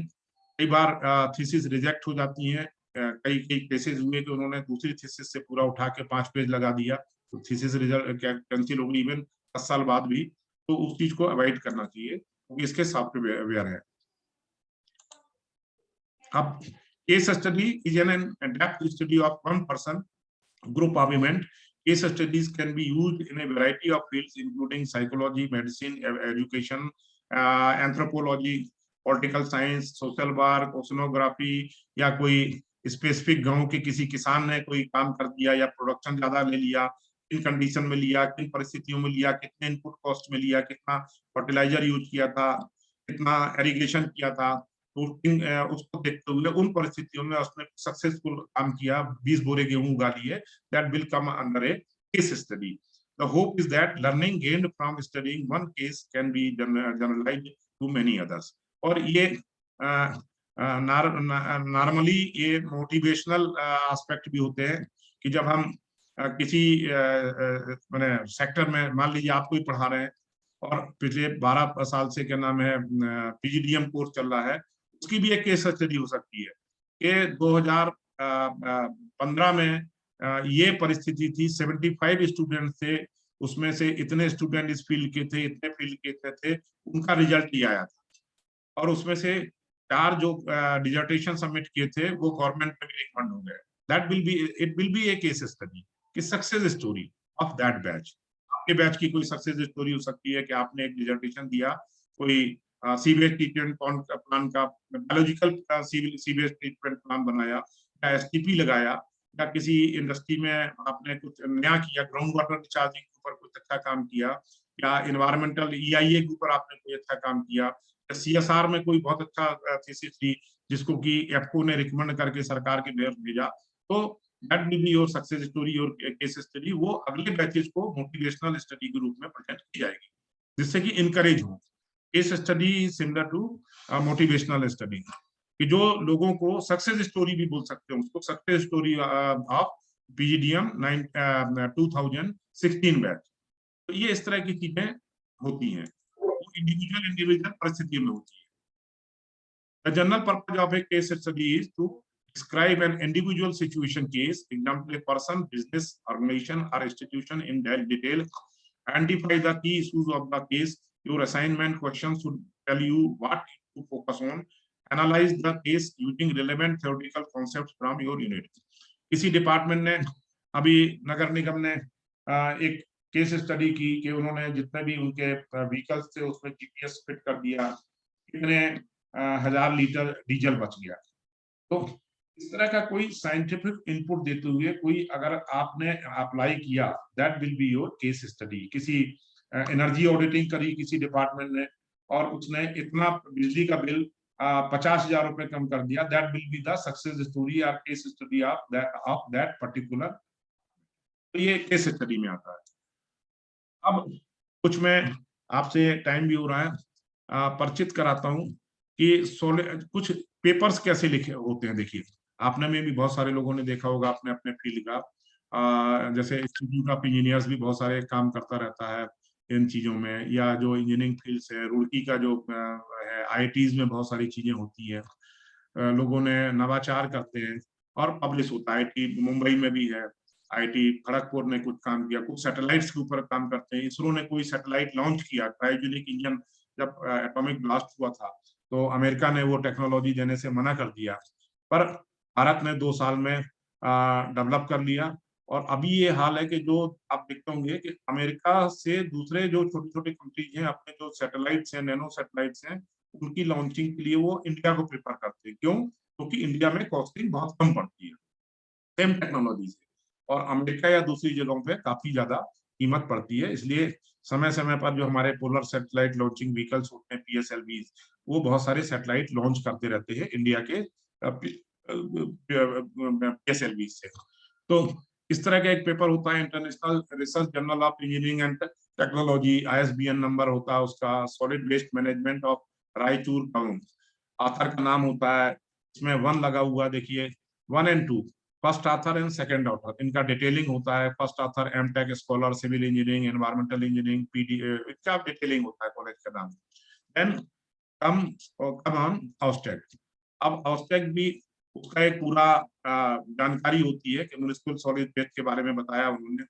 फिर इसके बारे में स्टडी करते हुए The study is concluded with a few fruitful suggestions which may be beneficial to encourage the competent authorities, researchers to work toward further improvement of present system.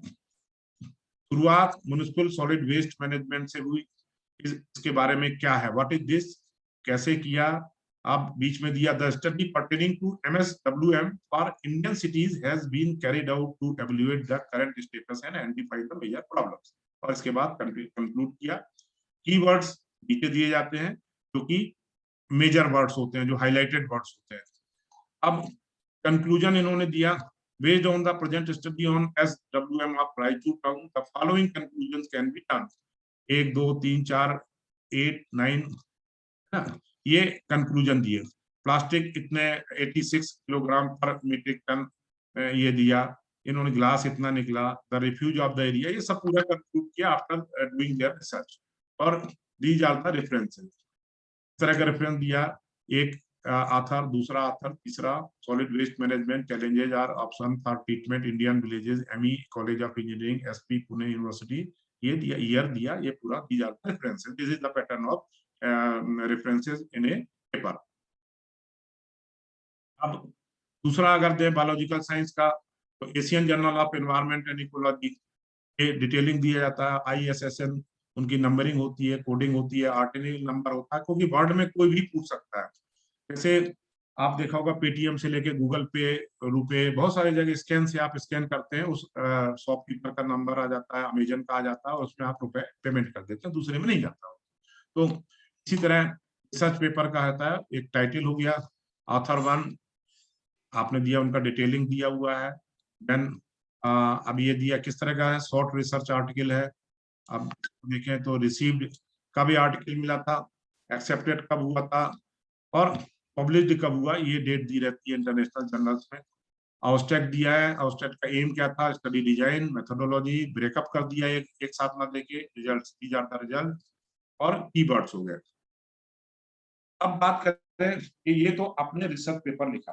अब मान लीजिए if you are working in a scientific institute और engineering institute, आप BHEL में काम कर रहे हैं, किसी इंडस्ट्री में काम कर रहे हैं, और आपको कोई पैसे की जरूरत है, तो उसके लिए आप एक, या कोई काम आ गया, उसने सामने वाले क्लाइंट ने बोला आप मुझे एक DPR बना के दीजिए, डिटेल प्रोजेक्ट रिपोर्ट बना के दीजिए। तो अभी जैसे मुझे सैंक्शन हुआ है mapping of soil microbial diversity in different agroclimatic zones of MP, this comes under a project proposal. इसमें फाइनेंशियल इनपुट भी रहता है, टाइम फ्रेम, प्रोजेक्ट प्रपोजल में time frame and financial input. हमने इसको सबमिट किया to MP state agriculture marketing board 26 Kisan भवन, किसको, हमारा डिपार्टमेंट, कौन सबमिट कर रहा है, MP council of science and technology. कब सबमिट किया, अगस्त 2021। अब ये फर्स्ट पेज में प्रोजेक्ट का डिटेल होता है, ताकि एट ए ग्लांस जो उनके हायर ऑफिसर्स, उनको समझ में आ जाए कि ये इस तरह का प्रोजेक्ट है, इतना पैसा लगेगा, इतना ये काम करेंगे। ये वो एक प्रकार से कह सकते हैं कि फ्रंट पेज में ही हमने प्रोजेक्ट की इंट्रोडक्शन या शॉर्ट एग्जीक्यूटिव समरी दे दी।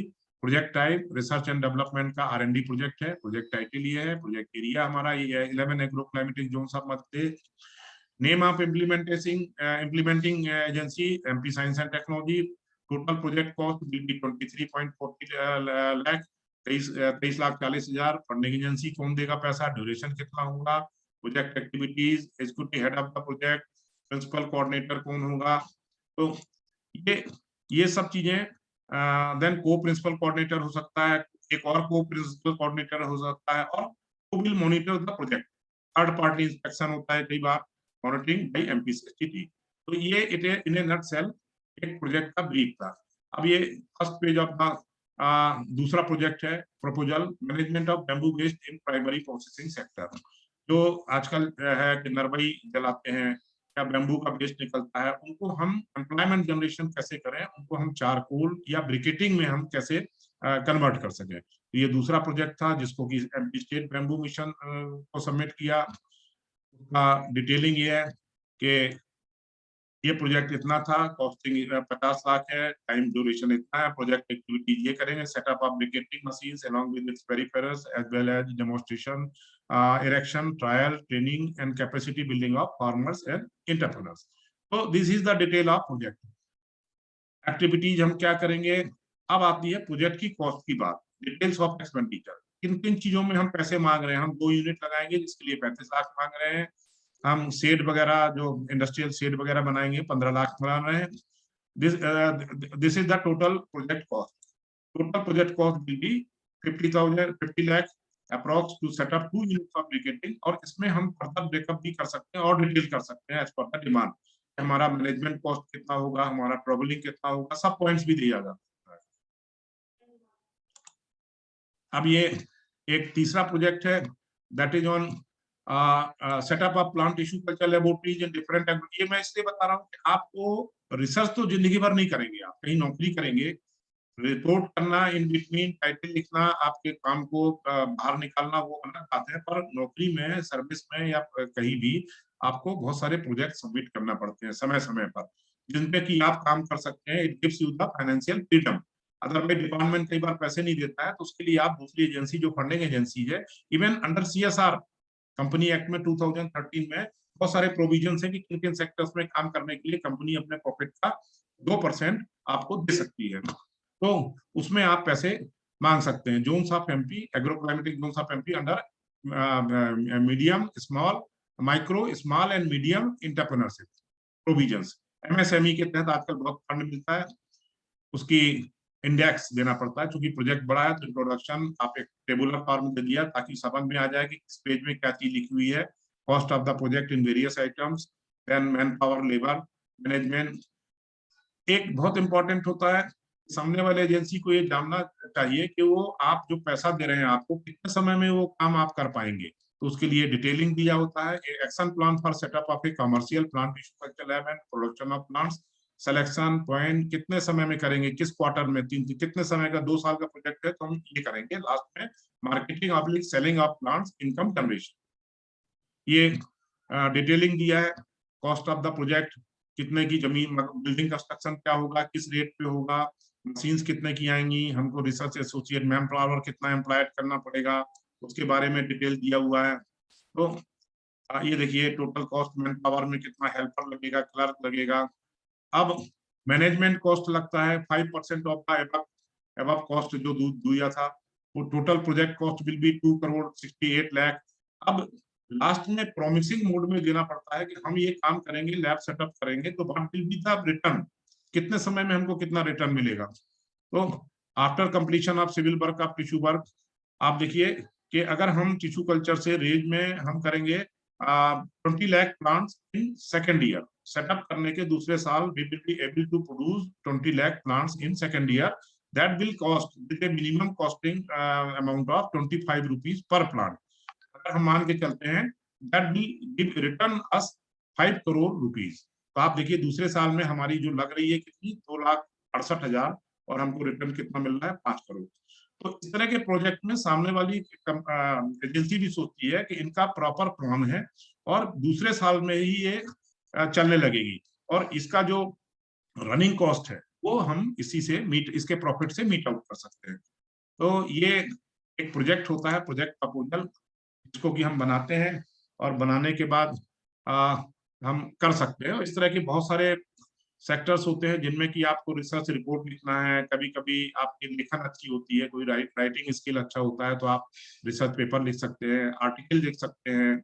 और गवर्नमेंट सर्विस में हम चाहे साइंस में हो, चाहे इंजीनियरिंग फील्ड में हो, कहीं भी हो, आप किसी मल्टीनेशनल में कंपनी में काम करते हैं तो आपको प्रोजेक्ट प्रपोजल्स देना पड़ता है, न्यू प्रपोजल्स। आप इंडिया में काम कर रहे हैं IT में, तो आप क्या करेंगे, कुछ एक आपका प्रपोजल देना पड़ते हैं, that includes financial aspect also. तो इस तरह की चीजों को आप लेके चलते हैं और इन चीजों को ध्यान रख के आप कर सकते हैं, और समय, टाइम और रिक्वायरमेंट के हिसाब से इंटरनली आप थोड़ा बहुत चेंज कर सकते हैं। टेबल्स कुछ बढ़ सकती हैं, दूसरी चीजें बढ़ सकती हैं, और ये किया जा सकता है। Thank you. बहुत ब्रीफ में मैंने आपको ये बताया। अब क्वेश्चंस हैं कि अभी 10 मिनट का टाइम है हमारे पास। आप क्वेश्चंस वगैरह पूछ सकते हैं, कि कोई भी इससे रिलेटेड क्वेश्चंस हो वो पूछिए आप। Forum is open for questions.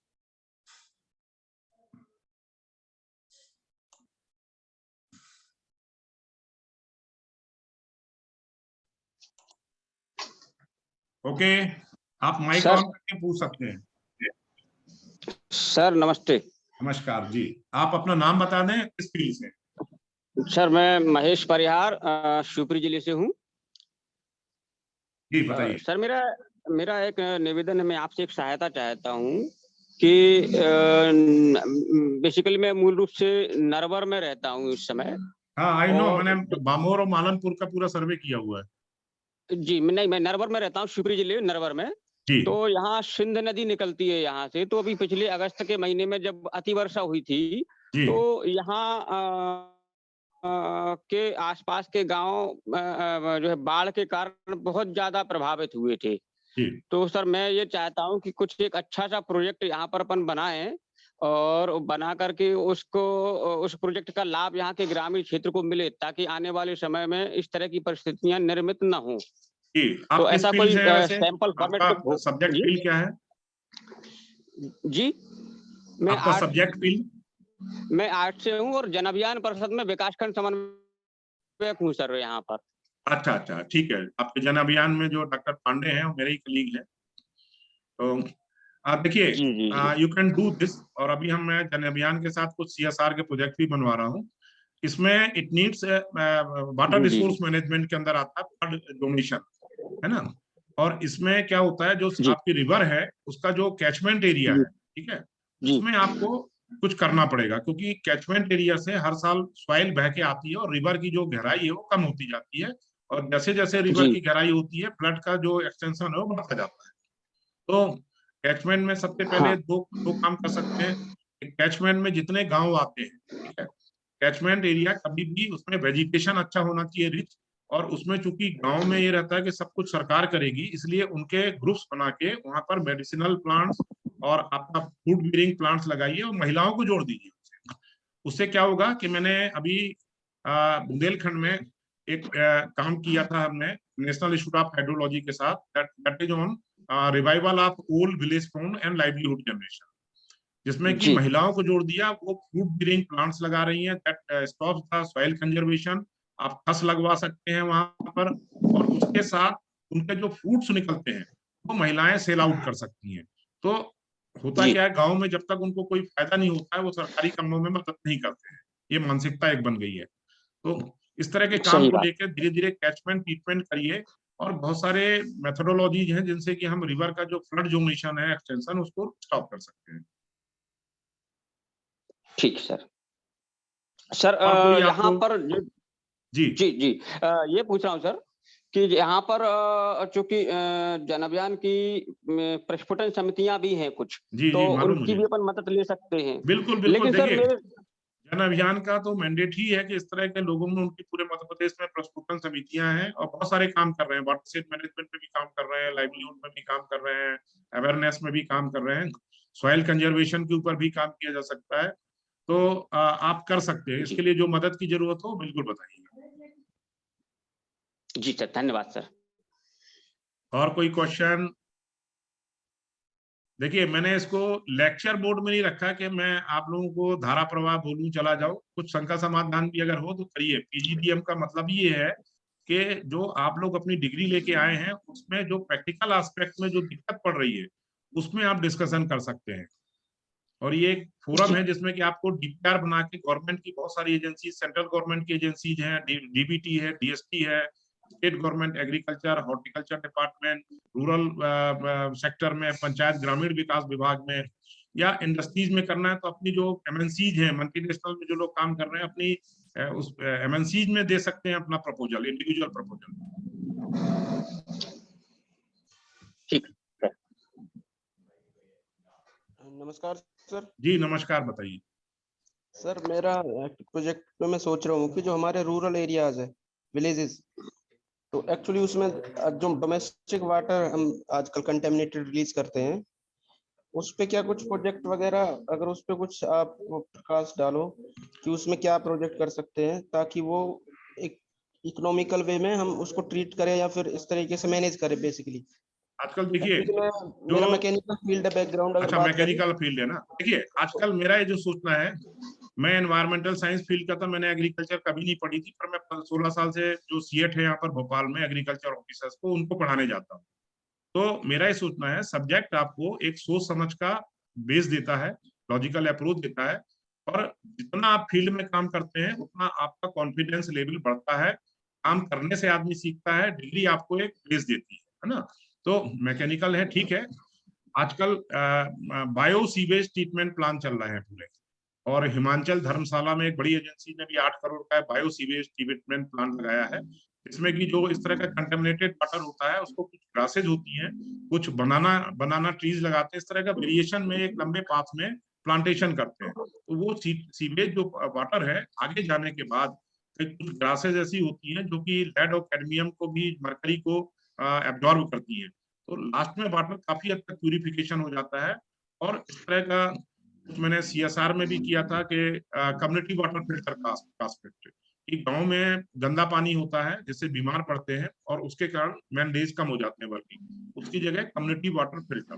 तो इस तरह की बहुत सारी चीजें हैं, आप थोड़ा लिटरेचर सर्वे करिए, देखिए इसमें कि रूरल डेवलपमेंट या बायो विलेज कॉन्सेप्ट या रूरल लाइवलीहुड जनरेशन या rural entrepreneurship development, agri business, agri entrepreneurship, बहुत बड़ा वास्ट एरिया है। मेरे करीबन 18 लाइव टेलीकास्ट भी हैं दूरदर्शन से, तो आप कभी भी मदद ले सकते हैं।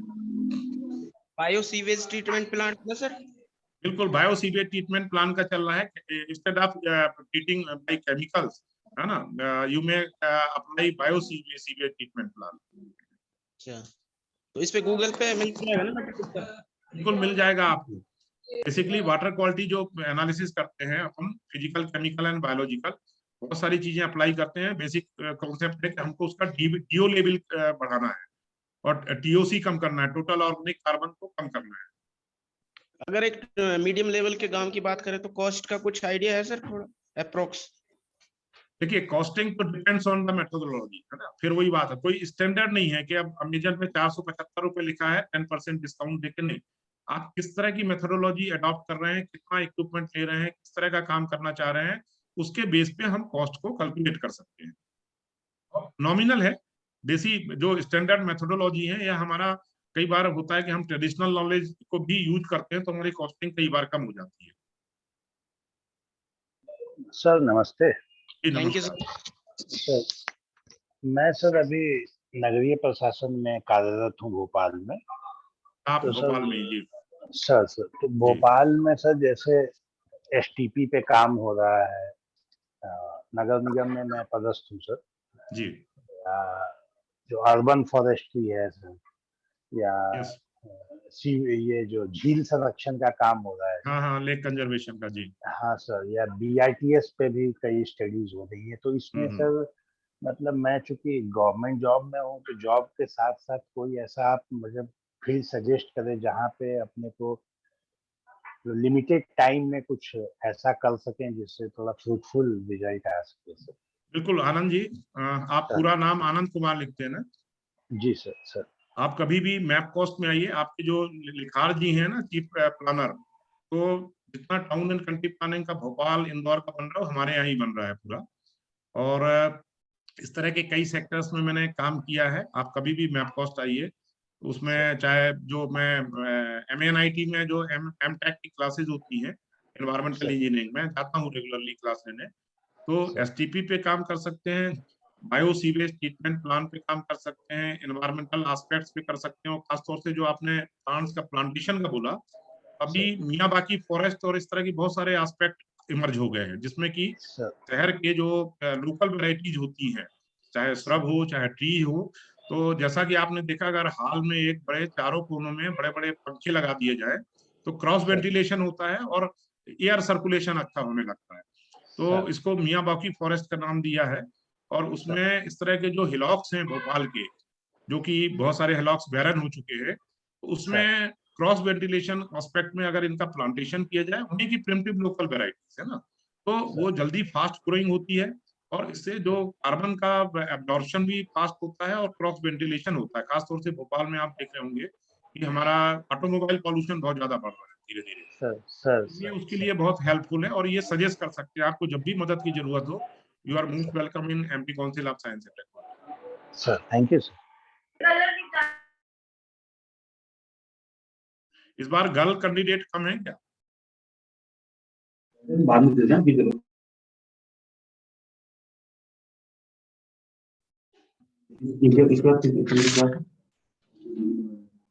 मेरे ख्याल से आप कोई क्वेश्चन नहीं है शायद. Thank you so much, sir. Enhance our knowledge in the subject area of project report writing. And privileged to have you here, sir. Thank you so much. Thank you. मैं Now, लीव कर जी बताइए. जी sir. You can leave now, sir. Okay thank you. Now let's proceed to next lecture after 5 minutes break.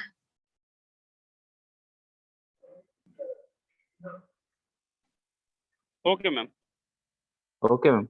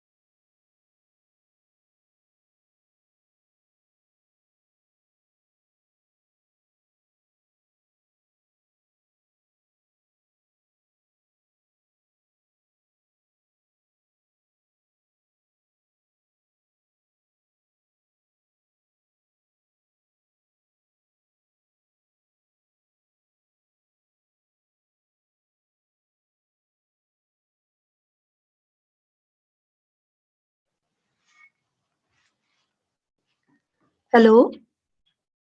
Good afternoon, ma'am. Good afternoon. Aarti.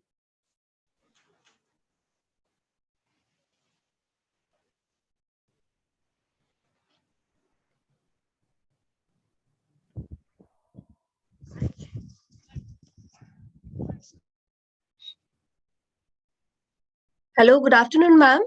Yes, good afternoon, Aarti. Okay, ma'am. Me? Okay, ma'am. It's my honor and pleasure to introduce one of the experienced person, Dr. Alka Bharat, ma'am. Dr. Alka Bharat is PhD in regional and sustainability with about 30 years experience as a professor at Department of Architecture and Planning, MANIT Bhopal. Published over 44 papers in national and international journals and visited about 14 countries for national and international conferences. Today, she will take the lecture session on EA, Environmental Impact Assessment. Now, I would like to invite Dr. Alka Bharat ma'am to grace the session. Thank you, ma'am. Thank you, Aarti. Should I start? Because there is still time left. No, ma'am, you can start the session now. Okay. Okay.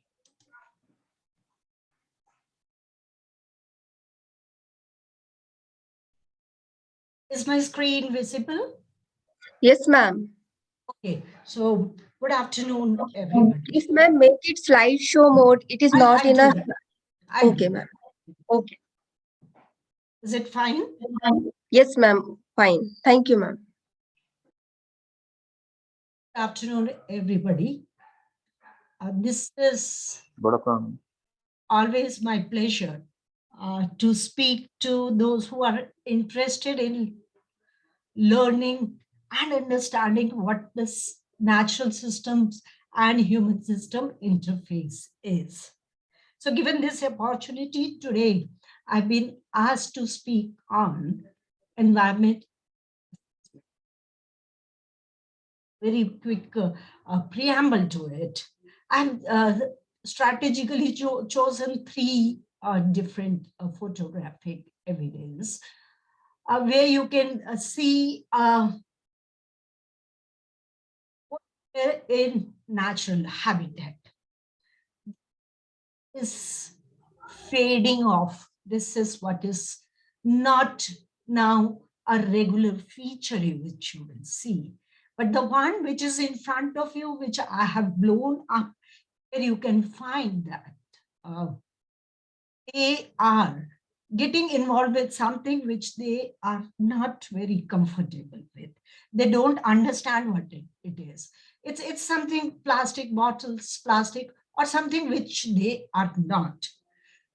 This is the time where there is an alarm. This is the time where we are at present. Else, we will lead them to this situation of nowhere. This situation where we have understood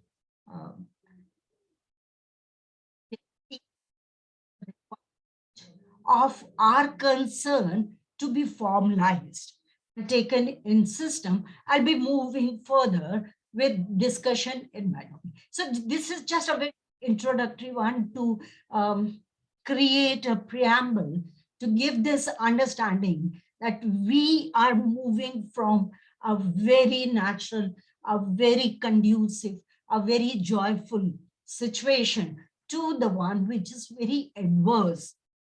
Is none of us will like to reach to this situation because of the sustenance challenges, the possibility of a non-existent of different species. So what should we do? So let's go through it. Maybe we understand that there are certain efforts to retard this particular speed of reaching to something which we don't want to, which nature will also be not in a position to handle it. Some efforts. We are trying to stop it. We are trying to mitigate it. Let's move forward to it. this is the structure of the presentation which you will find during discussion. A very brief touching on historic aspects from where we have tried to build upon, from where we have moved, and this of what we are trying to learn today. Certain very formal and institutionalized international efforts to understand the process and then work out certain systems there.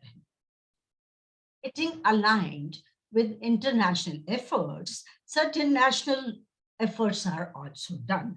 Very constitutionalized efforts have been done, and some formal and informal efforts that will be covered, that will be touched upon at this stage.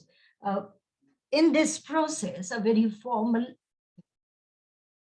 process has been introduced in the complete system, that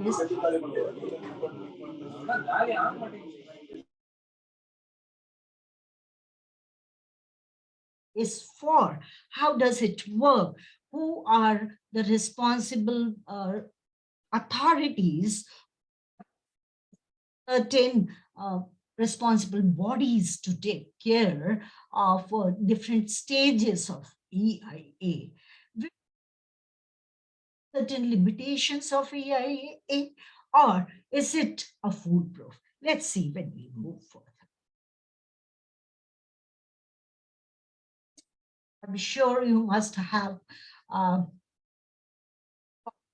read it or informally touched upon these events somewhere during your process of this particular quench of knowing nature, interface of nature and human system. What we to nature, what nature is reciprocating to us, or what is it that we are because of our negative interventions in the natural system. Few incidences of it I just tried to bring in front of you so that we can get an idea that this all happenings has initiated the researchers, the scientific fraternity, and decision makers to think otherwise also. Now, you must have seen many drawings or read through history books. Not many times, many epidemics have happened. Something known or unknown structures, lots of loss of life that happened.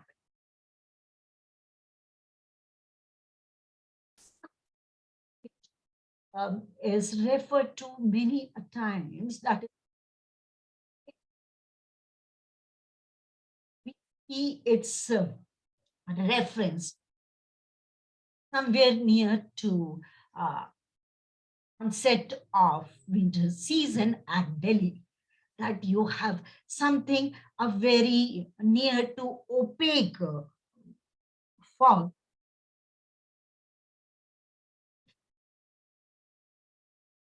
Or maybe somewhere around it.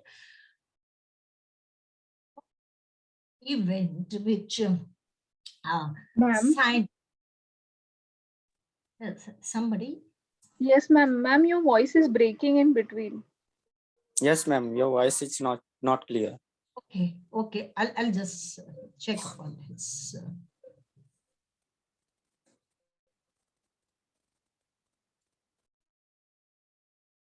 Is it clear now? Yes, is it clear? Right. So if you are able to view the presentation properly, so I'll continue in this mode. Is it fine? Yeah, okay, ma'am. Right. So I'll just, maybe because of this, it is happening. Right. There is one event which is considered as a landmark event, that is smog of New York City. It's a combination of fog with the polluted air, such that there is a translucent layer of air.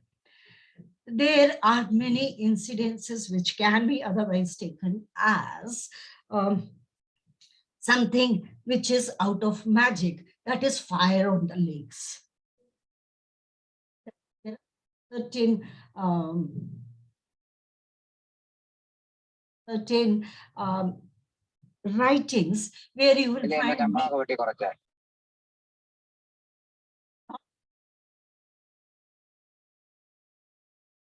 Hello. There is still issue with audibility. हाँ ma'am आपकी voice break हो रही है।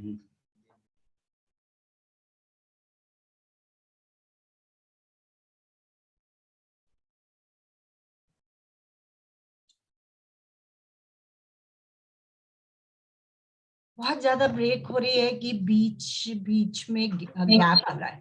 Ma'am बीच बीच में हो रहा है। That will be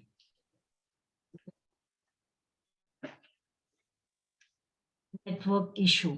So, okay, I'll speak a bit slow so that it can make up. Is it fine now? It's fine Okay. now. Yes, I'll speak a bit slow so that the time lag is not much there. Okay. Now, there are few incidences, one of which I am mentioning here is, just give me some, switch to,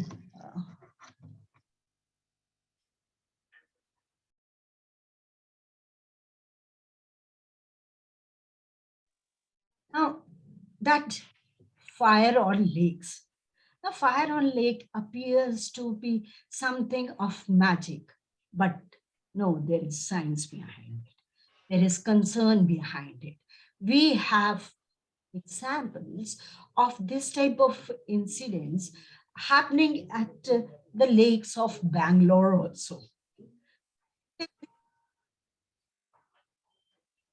There are few historic events which were noticed and taken into the consensus by the scientific fraternity. So what was the consensus which were drawn out of these a few unnatural events or events which had impact on the masses that will be taken together with something what is yes, something which is happening at present also.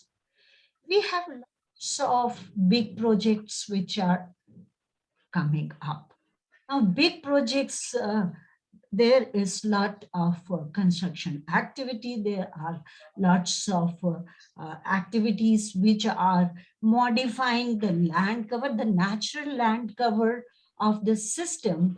But there are large projects. There are large projects, few of which I've just tried to put them together just to give the scale. They are so huge that their modification to the natural system has enormous impact on the results of it. And the impacts are negative. Why negative? What is the impact that they are creating? And what is that the negative impact I am referring to is something of this sort. It is leading towards a situation where you have aggressive hydrological activities in terms of rains, in terms of cyclones, in terms of drought, something or the other. The hydrological cycle is getting altered. May I request everybody to mute yourself? May I request everybody to kindly mute yourself. Now, cycle impact, which I think you are already aware of, and other courses, it must have been covered by other courses.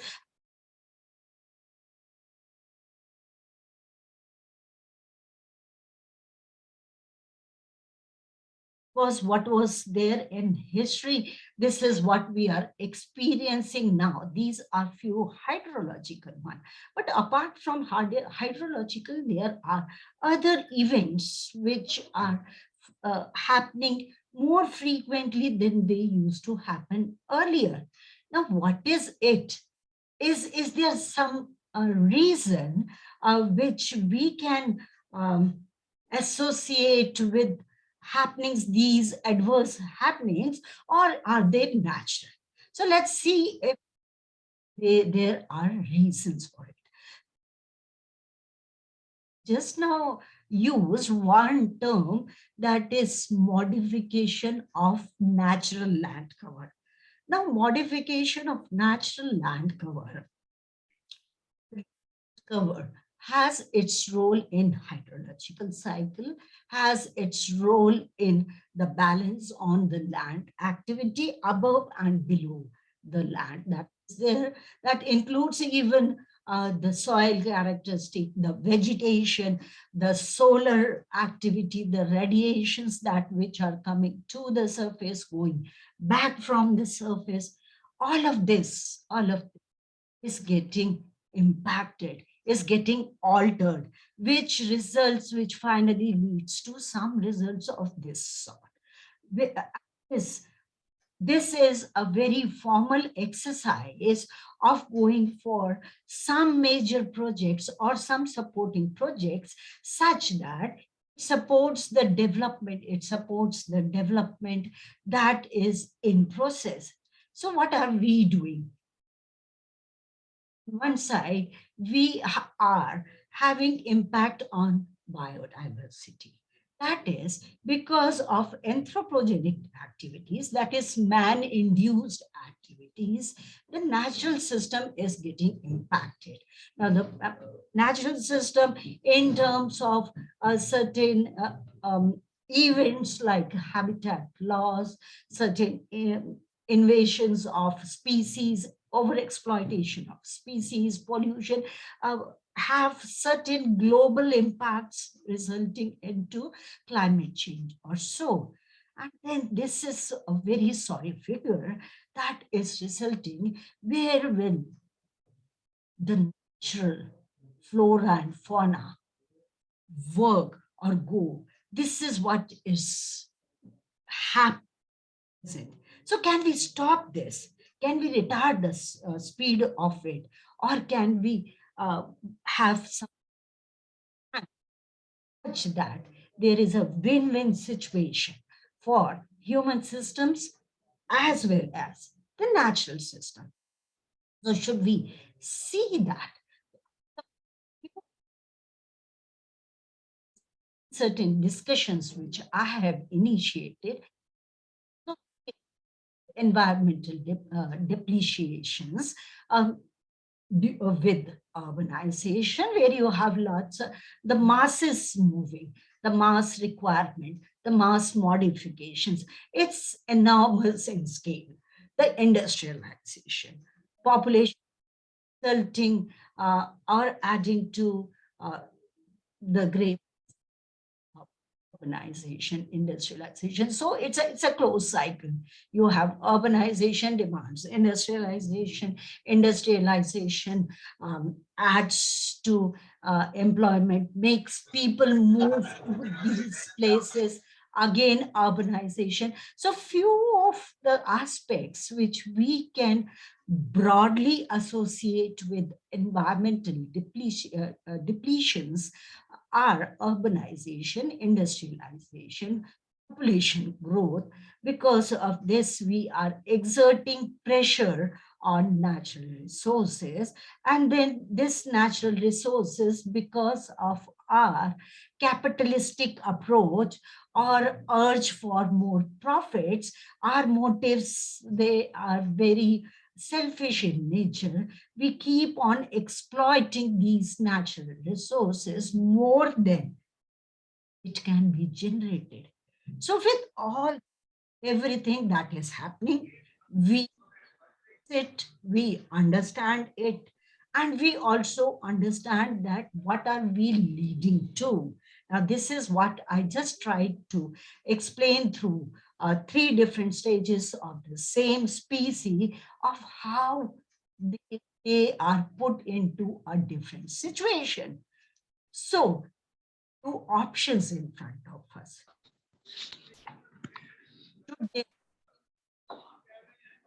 Status quo of whatever is the status, we should stick to it. So no addition in numbers, no changes.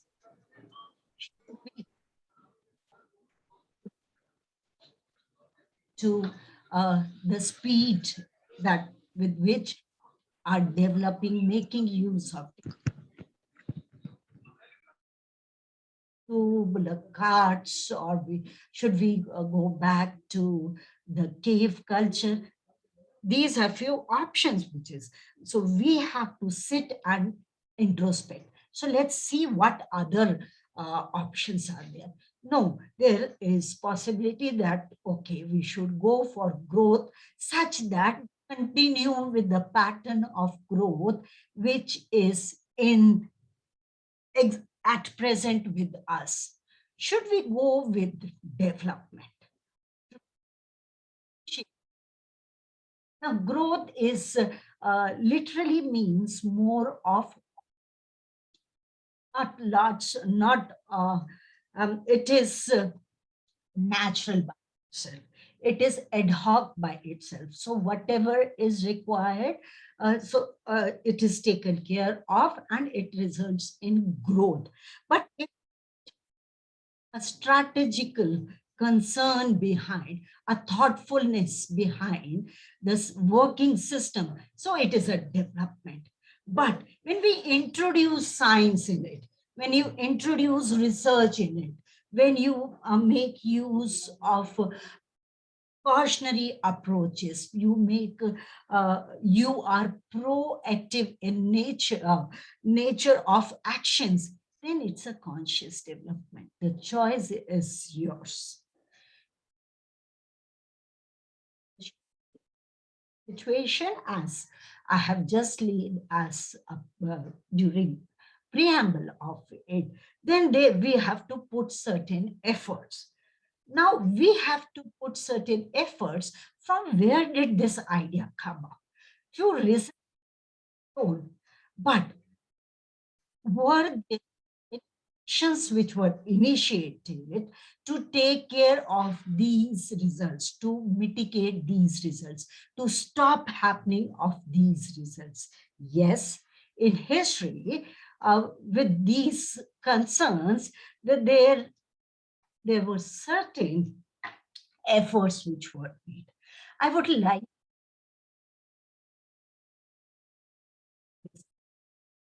to refer at this point some scientific know-how through Rachel Carsell's saying through the Silent Spring.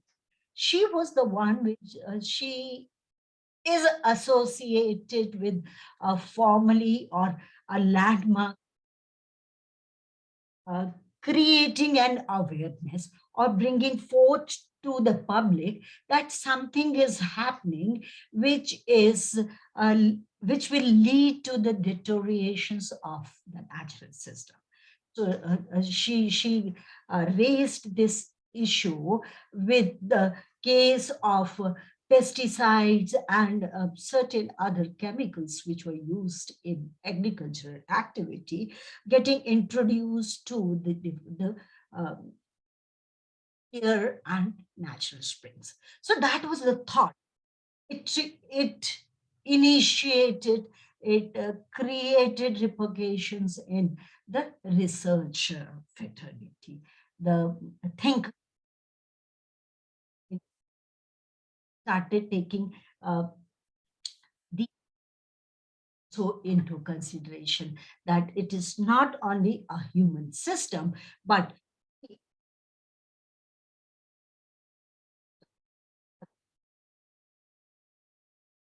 negative impact on it. So few actions were initiated based on different research contributions and presenting before the system the drawbacks, the negatives of it. A few of it I've mentioned, there are many more which were going, but the point was they were very standalone, isolated actions that were going on. So in 1872, not very precisely 1872, I'll take it as the decade 70 or 19th centuries, 70 decades, 7 decades, where in USA, it was emphasized upon that national parks should be created with the intention to preserve wildness and the natural ecosystem. So it was a very specific mandate of it, a very specific objective with which it was, this thought was percolated and then it was transferred in actions, the importance of national parks. Now, there was a concern which was raised for negative impacts on water resources because of highway development. Lots of development took place during that the end of 19th century to connect different places on the outskirts of mainland, of land, because of industrial activities or some other activities. So lots of highway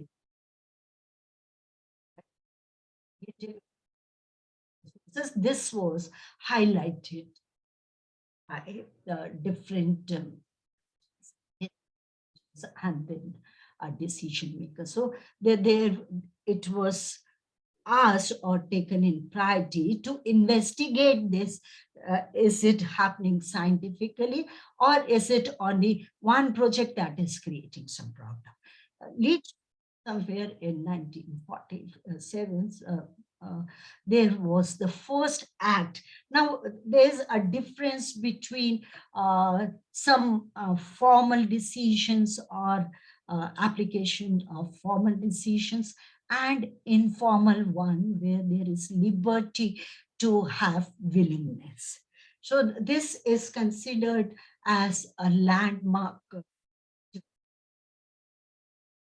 first Town and Country Planning Act, where it was expected that local planning authority, they will sanctions the project based on the environmental concerns, some environmental approvals. Though it was just a part of an act,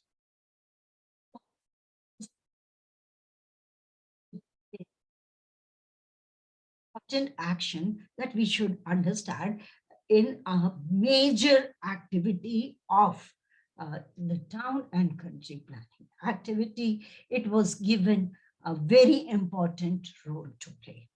Then with this, though there were few segments of scientific society who were raising concern, who were talking about the depletions of resources, degradation of environment, human intervention as a reason behind it, of public concern. The masses got aware about it. There was mobilization of this thought. People got sensitized towards this aspect. Now, because by that time, there were lots of major development, majorly the highway development. It's right. So they created, again, few environmental consequences, which people were not able to understand are to the different projects which are happening, the different activities which are happening, but there was a heterogeneous consensus. This opinion, yes, it is because of certain projects which are coming up, certain activities which are happening, like moving of transportation, different modes of transportation, and few of them, they just took it as it is happening naturally. So there was a divided, there was not a consensus, but lots of it initiated all these, they initiated the larger group of people to get involved in this thought, to give some thought to this type of activity of something is happening wrong. What is happening wrong? Let's probe that, right? So in 1960s, there was an introduction of environmental impact assessment. So it's the introduction of one stage of within the complete process. So it was introduced somewhere in 1960s and was formalized through National Environmental Policy Act.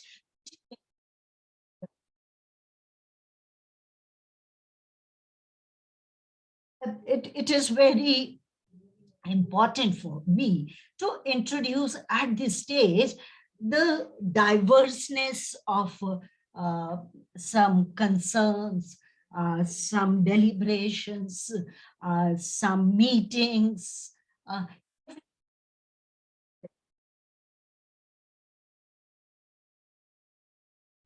It's out of relationship between the use of growth because of industrial requirement and something which gave a very alarming situation. If we continue moving with this style of or this lifestyle, the time is very near where we will not have natural resources for our basic requirement. Similar, this World Commission on Environment and Development, a very formal gathering, a very formal of different representatives from different countries, it also raised this concern.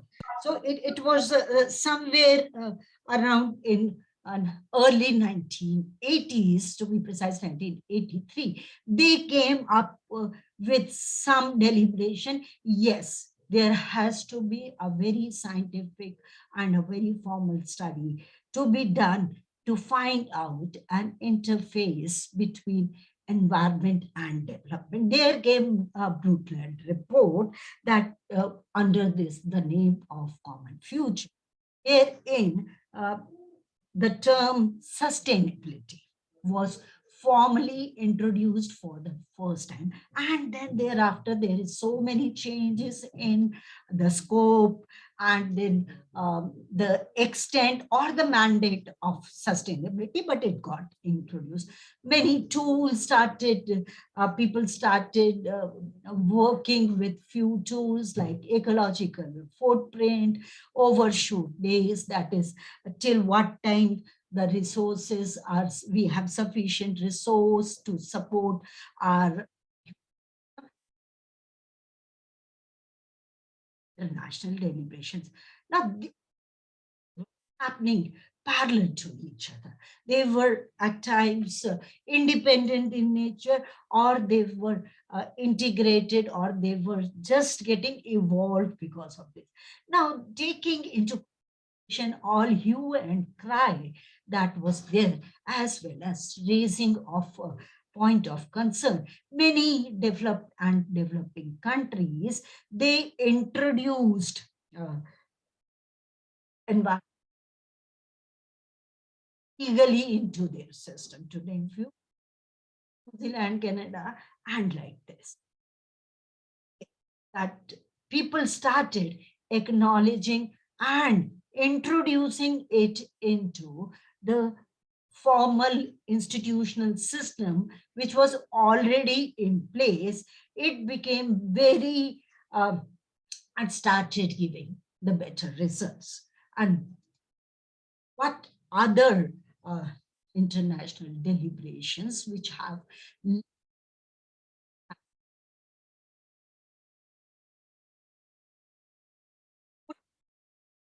signatory countries to follow EIA or introduce EIA formally into the system. One is ESPO Convention, and this is the one that has, along with Rio Convention, which forms the basis for the Indian system also to adopt these types of assessment system. So with ESPO Convention, it stated that, or it decided that there should be an assessment of environmental impact of certain activities at early stage of planning. Now, this is very important, that the assessment was associated then at this particular convention. It should be there at the early stage of planning.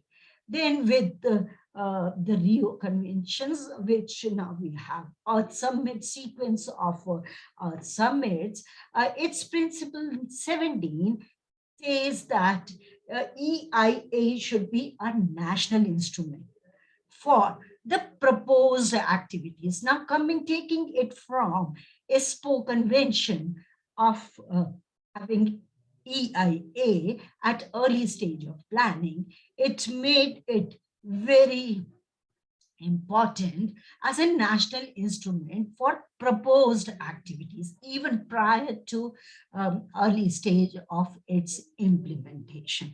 With adding to principle 17, principle 19 was there, because it is at international, the deliberation to take care of different countries, between different countries. So it's stated that, the deliberation stated that there should be prior and timely notification of the project, which is of proposed project, which will have potential effect on different states, that is country they're in, with a significant transboundary environment. It should, going one step, not to timely notification or prior intimation, it's had suggested that it should consult with all those stages which are stakeholders to it at early stage, very early stage it should take. Now with this particular few of the deliberations which I have picked, we can get an idea to what scale at international level we had scientific fraternity, the political fraternity, the decision makers, they were worried about and addressed that there should be some activity and some action prior to the project is implemented, that is at the proposed one. Now, I would like to introduce one more term at this stage, where it is SEA, that is Strategic Environment Assessment. It is a different system which takes care of assessment of different policies, different decisions, it's not only for a project, but it is very comprehensive in nature. So this activity is also happening parallel to it or prior to EIA, that is Strategic Environment Assessment. So it's a combined or cumulative impact of this, that we will finally reach to a situation which is a mitigated situation, which is a situation which is good enough for both the natural system and human system to sustain in. Now, with this, they worked on this impact assessment activity. And they have referred to few of it. It's long back, end of 20. That it's a management tool. Environment impact assessment should be considered as a planning and a management tool to achieve sustainability by identifying the type, magnitude, and probability of environmental and social changes due to that project. Again, whether it is direct or indirect, should be considered. Now, it's not only the project that is important, it's also the policy, because the project within the frame of policy has certain frame to work with. If that frame is very loose, obviously, with the happening or proposing of a project, you will have lots of problem. But if policy is very defined, it does not give any liberty to any project to interfere into environmental or social changes adversely, then we will have the projects which will have no impact. It is not quantitatively, I'm saying no impact, but a resultant impact, right? A resultant adverse impact. So with this, that it's a tool, it's a management tool, looking into the different aspects of a project, having its environmental and social, direct and indirect impacts. It was further formalized with a very active association working exclusively for impact. It is International Association for Impact Assessment. It came up with one some support, some clarity of what is expected and what is with environment impact assessment. It's the process, it says it's a process for identifying, predicting, evaluating, and mitigating everything that is biophysical, social, and other relevant effects of development. But that is what will happen, what is going to be there with the project directly, predicting if it comes, what will be there in the future, putting it in more quantifiable one, because whatever could be quantified could be managed. This is one of the researcher has contributed like this. So if you are able to quantify something, you will be able to manage it. So evaluation is also part of environment impact assessment. And then finally, some results that needs to be checked upon, that needs to be modified such that they are good, or something that is to be dropped if they have some adverse or fatal impact on biophysical or other spheres of life.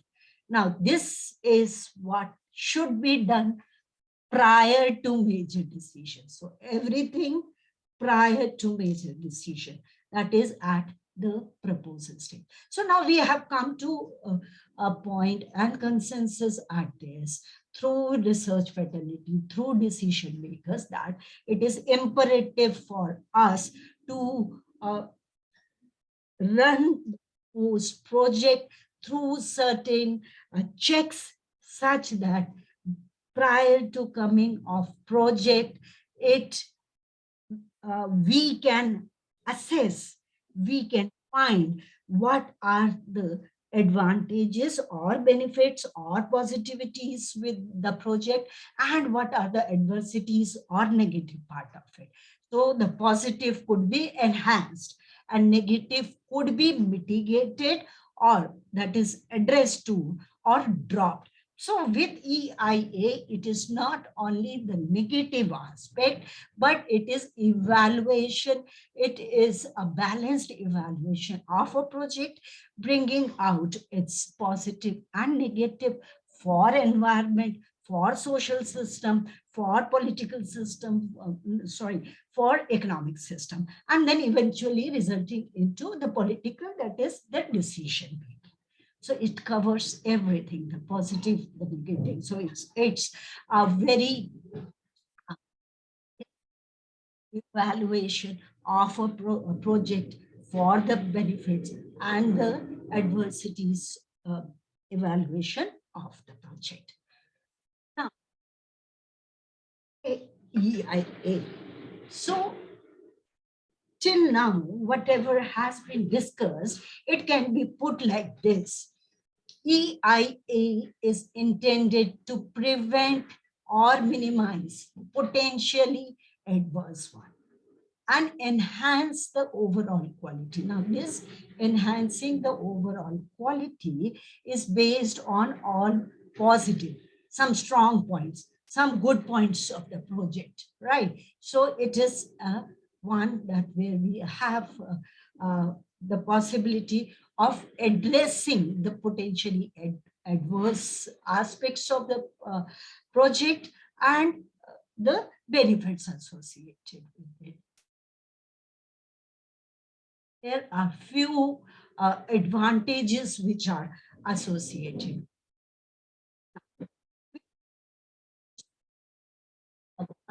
That is prior to, it's a proposed at the stage where just the project is proposed, it is not implemented. So then it goes through few checks where we have already identified some aspects which could be adverse. That's why it will be, because of this stage of EIA, it helps in lowering of the project cost. Now, also, it's a very inclusive activity. I'll be moving through different stages of EIA. You'll find that at different stages, there should be the public consultation. There should be the stakeholders that should also get involved, right? So this project will be more inclusive in nature, taking into consideration all those stakeholders who are directly or indirectly in it. So it increases the project acceptance. Obviously, as we have seen, we're reducing the adversities and enhancing the positivity of a project design. Major benefits which a project gets because of this. This makes this particular activity, EIA, as informed decision making. Everybody means every stakeholder is informed directly, indirectly, maybe through print media, maybe through telemedia, maybe through voice media, wherever. So the efforts are taken such that the information about the projects and some brief about the projects, highlights about the project reaches to the stakeholders. So it makes this activity, EIA, makes the project and informed decision making. Everybody is informed about it. Accountability and transparency. Accountability, because when we'll move further in the discussion, you will see that different people are made responsible to take actions. So with this very formal and very defined responsibility by position, so it increases the accountability of that position and makes it transparent to the stakeholder whom to contact, who is making decision on what points. Likewise, decision along with environmentally sensitive decision, it is socially sensitive decision as well. So it is environmentally, socially, which eventually results into economically sensitive decision. It reduces environmental damage. This is otherwise the basic mandate of this activity, which is environment impact assessment. And this gives the possibility of improved integration of project into environmental and social setting. Now, till now, what we have understood is that because of few known events that has happened, people started understanding that there has to be some reason because of which there are few adversities which are happening. Now, with help of science, research, decision makers, they got convinced with this thought, and then they started acting collectively at different platforms to understand. Through this, there was a formalization, acceptance of formalized activity of impact assessment. And this is how we have reached to a point where we can understand what actually is this particular activity is giving us, what makes it more acceptable one. Why should we make use of impact assessments? And then very important, this impact assessment should be prior to the project implementation, that is at the proposal stage. Now coming very close to putting all these together, why EIA, what are the advantages of EIA, what type of directives are given through EIA, we will be reaching towards conceptualization, formal conceptualization of EIA.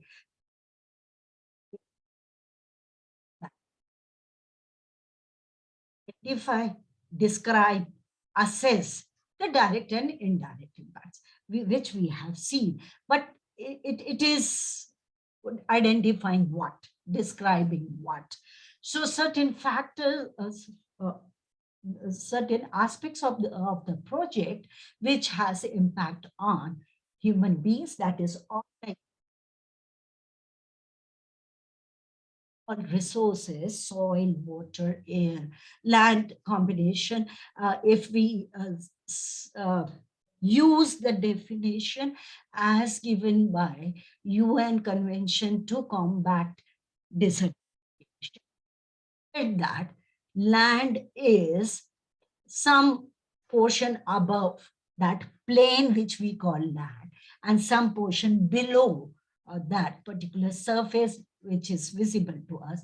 So this complete depth of some part above that plane and some part below that plane makes the land.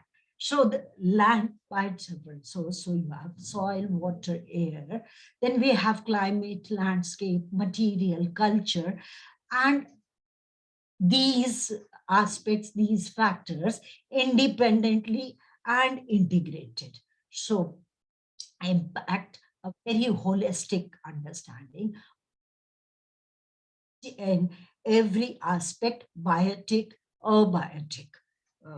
social, cultural, everything should be taken care of. It takes into consideration a very strong social dimension. Now, by doing this, identifying that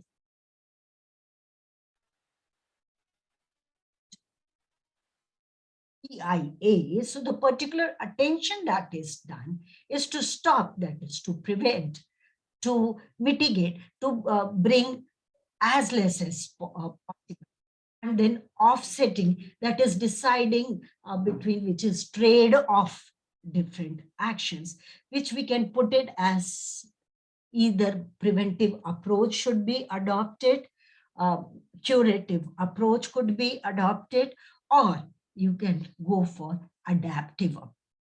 So with making use of EIA is through few different approaches of preventive, curative, or adaptive.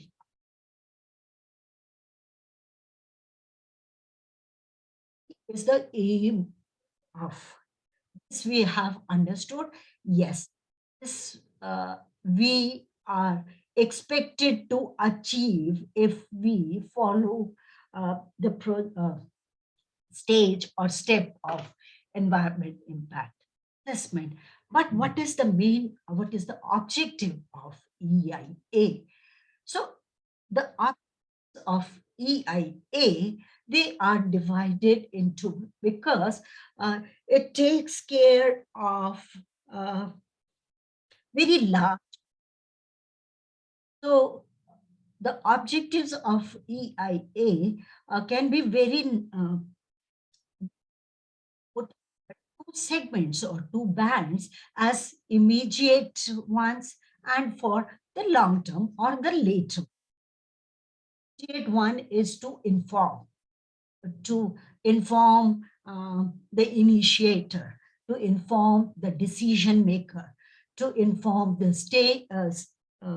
stakeholders, the potential, the significant environmental, social, and economic effect of the project. So it is the immediate aim of EIA is informing all those which are directly or indirectly getting impacted because of coming up of that proposed project, right? So based on this, the immediate aim, the objective for immediate actions is to improve the environmental design, because it is an informed one resulting into the better project design. So the immediate aim related objectives are to improve the environmental design, to ensure that resources are used appropriately, because this is the very initial stage, and that is why we are concerned about resources, we are concerned about the design, and then identify certain very appropriate and authentic measures for mitigation, that is reduction of issue. And then as the immediate aim is to inform, so to help into facilitate into informed decision making. So it should help the decision makers to take decision whether this particular project is acceptable, is good for the system, is useful for the system, or has got adverse one. So through this immediate aim, it should, this process of first stage of EIA should be helpful to the decision makers to make decision on the project, on some specific mandates of environmental. And the ultimate or the long-term one is to achieve the sustainable development, definitely a sustainable development. And as of now, another aspect has been added to it to promote sustainable development and a resilient project, that is in case of certain adversity, if it happens, if it happens, even after going through these checks, the project should not be fatal in nature. This is what is expected through the project being resilient in nature. So the ultimate or long-term aim of it is to promote the sustainable development based on the resources, ecological functions, well-being, and everything. Supporting to this, the objectives for the final or ultimate action of EIA is to protect all lives, human lives, flora, fauna, everything, avoid reaching to a stage where it is irreversible, and safeguarding the resources, and finally enhance its social, enhance the social and the economic aspect or component of the project. So when did it started with all these very concerns to be part of EIA? When did we?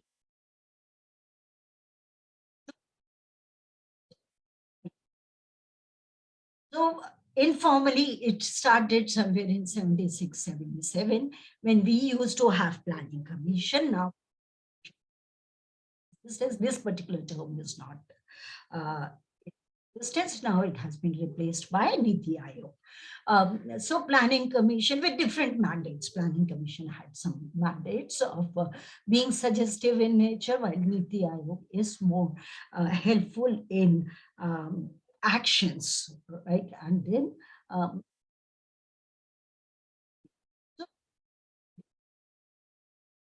planning commission, it was an informal effort, asked Department of Science and Technology to large projects like river valley projects from environmental concerns. You will find a reference of Mr. Mehta with lots of PIL raising so many concerns and issues at different places, like high courts and apex courts, court like Supreme Court. So you will find so many PIL. So there was a social concern also. There was individual efforts also, which were going on, resulting later on for the government to introduce and follow some formal and institutionalized activity. Certain factors of formality, a formal aspect into it. Till 1994, it was solely through central government that the decisions were taken.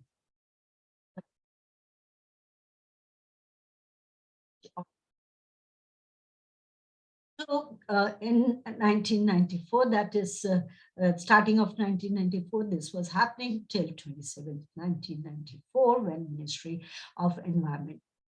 And now you have Ministry of Environment, Forest and Climate Change. They came up with mandatory actions under the Umbrella Act of Environment Protection Act of 1980s. Now that those mandatory clearance was for expansion or modernization of any activity for setting up new projects. So it was for either you are expanding a project or modernizing a project, a new project, which was exclusively listed in Schedule 1 of notification of that notification, or it has been amended 12 times till I took it from some resources, but the counting goes on, and it getting amended because of a certain new concerns, contextual concerns, that is it. Now, with very brief and a single frame of what through this, what have they expected, what is the flow of activity of giving. You have a site selection, conduct EIA. Now this conducting of EIA is very robust, it's very defined, it's very specific in terms of who is responsible for what action at what stage, and for what is the time window within which decisions should be taken. With whatever decision is there, is the project accepted, gone back for modification, or rejected? If it is accepted, then there are further stages to this. They apply for NOC, then State Pollution Control Board is asked to arrange for public hearings. So state pollution control boards are made responsible for any public hearings, consultations. So it is the platform for the major activities of different projects. Then with this, they have to apply for this by applying through after completion stages. They apply. When they apply, it goes to a review committee, which is EAC, that is Environmental Appraisal Committee. Now this gives its comments on it in terms of rejected, modifications, or accepted, and then with this, whatever comments are there, it goes back, again goes through this complete one. So this schematic stages or a framework which is there, any project has to go through for having environment. Of EIA is it has a few stages. It is for some specific project, it is different. So what is all? Now, when it was conceptualized and notified, it was required to, the clearance was required for 32 categories. All were annexed with the notifications. Even some of the projects which were through CRZ, because it was already in existence there, they also require to pass through this EIA. Along with this, many more. But the point is that it is required for specific categories of development works which are annexed with which were annexed with the notification, and the list keeps on modifying, and it is available on the platform. I'll just give you a snapshot of it, show it to you so that you can visit. It's all the projects which are required to go through EIA are categorized under two categories, category A and category.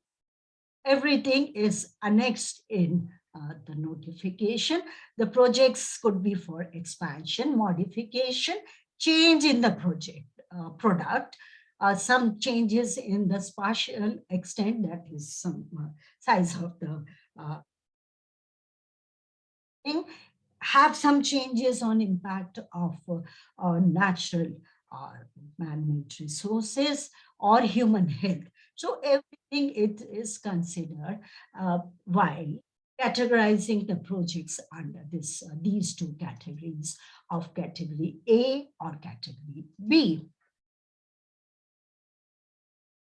Based under category A, they are required to get their NOC through central government. Now, who is responsible for it? very formally composed committee, that specific composition is already there on the websites and the documents which are floated by different bodies, regulatory bodies. That is that particular committee is called as Expert Appraisal Committee, with a very specific and defined committee. Category B projects are to be handled at state level. It is based on the decision given by SEA, State Environment Impact Assessment. The decision of SEA is based on the Expert Appraisal Committee, that is State Appraisal Committee, and the same composition is for union territories. So for the category A, you have the EAC recommending the projects, approval of the projects. For category B, you have SEA, basis of the decision of SEA is SEAC, that takes decision. Now SEAC for state or union territory. Because as I have said, that it is duly composed committee with a specific time window, effectiveness. So there is possibility that at times a project comes and then there is no active SEA or SEAC there. So in absence of this, all projects, whatever project it has come as category B is considered as category A. Now, category A, they compulsory A. Category B has gained subclassifications based on its activities and projects. They are categorized as B1 and B2. So again, we have seen that we have expert committee to project needs or does not need to go through impact assessment. B1 requires EIA, and if the project is categorized as B2, it does not require EIA.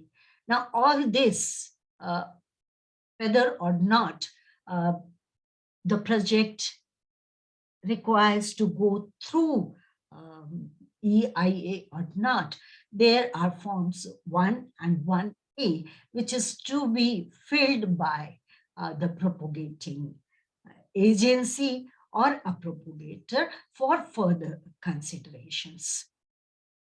Now, for this categorization as B1 and B2, the ministry has to put appropriate guidelines from. Now, it is not a static information. Why? Because of the changes in the complete system of technology, the science, the researches in material, the techniques which are used, and so many dynamism that is there. So we cannot stick to one list forever. So you will find everywhere it is mentioned, subject to modification time to time. And from time to time, what type of modifications are happening, it is very clearly given on.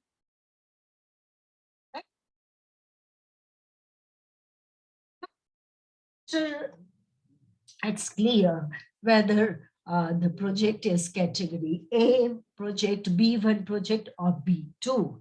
It has to go through different stages. Now, major stages of EIA activity is screening, scoping, public consultation, appraisal. Now, with this, you also have some subdivisions of it, or to predict, mitigate, manage, monitor, audit. Everything gets between this. Now, why screening? Because we have seen for category B projects, we do categorize them as B1. How is it possible? It is only possible if we screen the project. Then we have to scope down the project based on the guidelines which is there. So screening results in categorization. Then scoping is emphasizing more on the critical issues and then helping them to come up with outline proposal. With all this, there is stage where predictions and mitigations are to be worked out in consultation with public or the stakeholders. Now, with this stage of public consultation, parallel to this, we have feasibility studies which goes on. Then with this, there is implementation stage. The project starts getting implementing. So there is managing and monitoring during the process of it getting implemented and post implementation, that is the project has come up. And then the audit should be done intermediately, that is during the project of during the phase of implementation and after the project has come up. Now, there is one point that though there is a relation between different stages, but it is not necessary to get into this order only or stick to this order only, because as you have seen that it has, this particular one has got a stage where there is a suggestive one, where the experts, they suggest modify. So when they modify, there's possibility that with decision of expert committee, they may ask certain modification and come directly to them on this. So depending upon what is the stage, and then the sequence could be changed therein. But what is important is formulation of the project, then during the project managing and monitoring and audit at different stages. Now putting all with certain elaboration or different sub stages which might come therein, there is one particular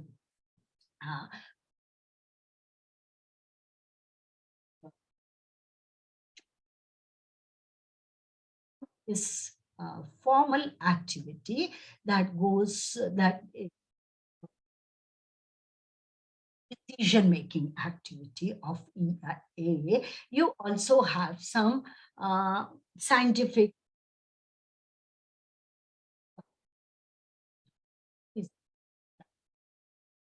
in the screening of this, then if it is required, then it goes to scoping, where you have feasibility studies already done or done modified because of this certain suggestions because of scoping. As we have seen, it also, the scoping stage also helps in preparing the outline proposal of the project.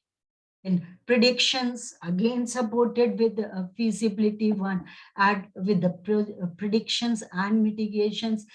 It has to be informed to public. For scoping, you have public consultation. So the complete process is, the effort is to make it inclusive. The effort is to include all stakeholders, include as well as inform all stakeholders. Then after predictions, then you get into the preparation of draft, that then you have environment impact statements which are there for a clearance purpose. Then if it is yes, the project is moving further.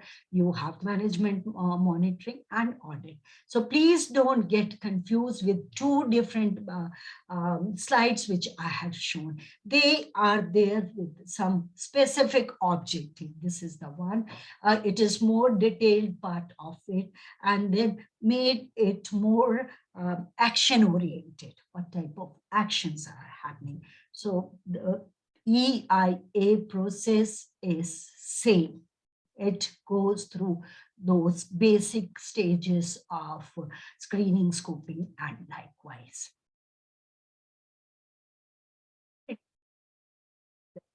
A and B1 project is there.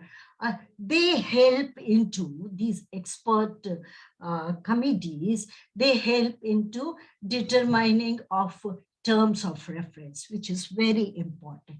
Apart from the guiding of the basic formulation of a project, along with this, there should be very accepted terms of reference now, accepted between the two players there in one, that is propagating, the second who is a decision maker. Not who does not mean a single, it's a team that is working.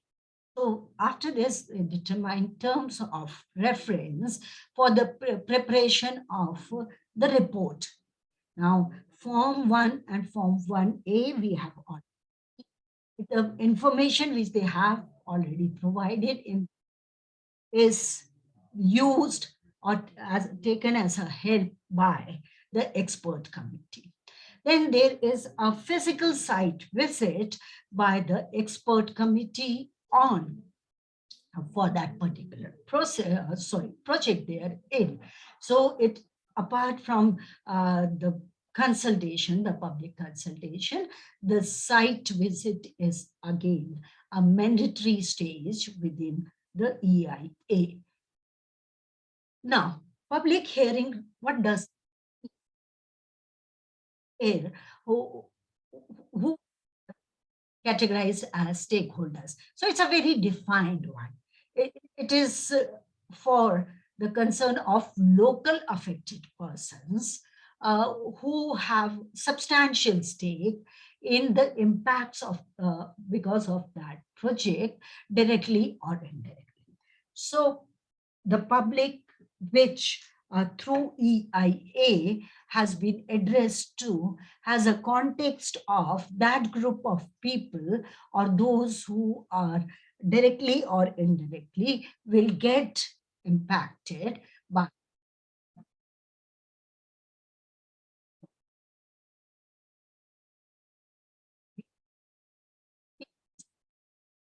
there is an annexure of the list of projects as well as B1 and B2. Now, with that means there has to be some guidelines for exception. Now, that list of exception is again annexed with the notification.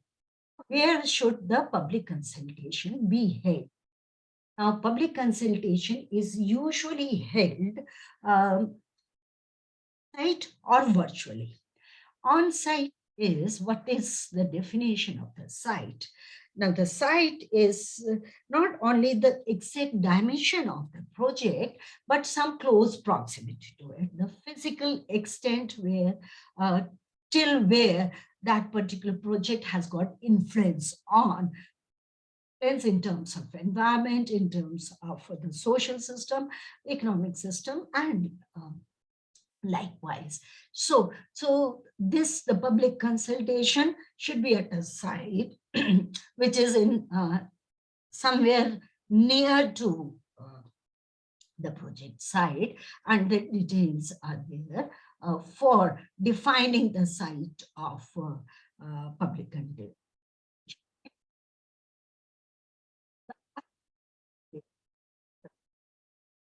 Take responses in writing from other concerned persons. process. Somebody is expert in some aspect. Somebody is a resource person in somebody has already gone through a project that is similar to this one. So maybe something of this or these are few ideas wherein we can categorize this person. So some person who would like to contribute to a project for betterment of it can also suggest or give his or her views. Now that is also the public consultation therein.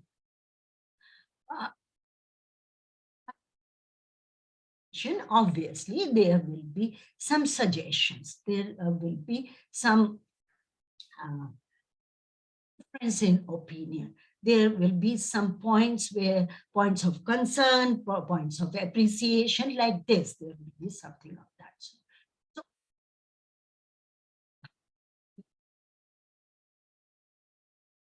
deliberated during public consultation is forwarded to the applicant, to the propagator. He makes appropriate changes by incorporating few of it, not incorporating few of it, have able reason to deny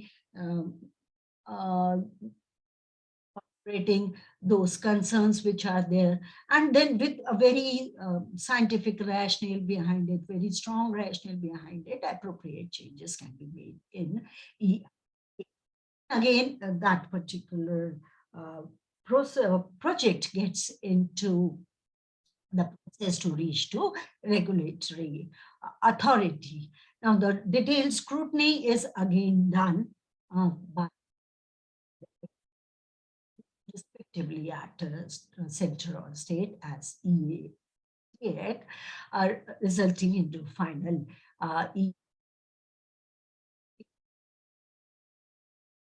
consultations.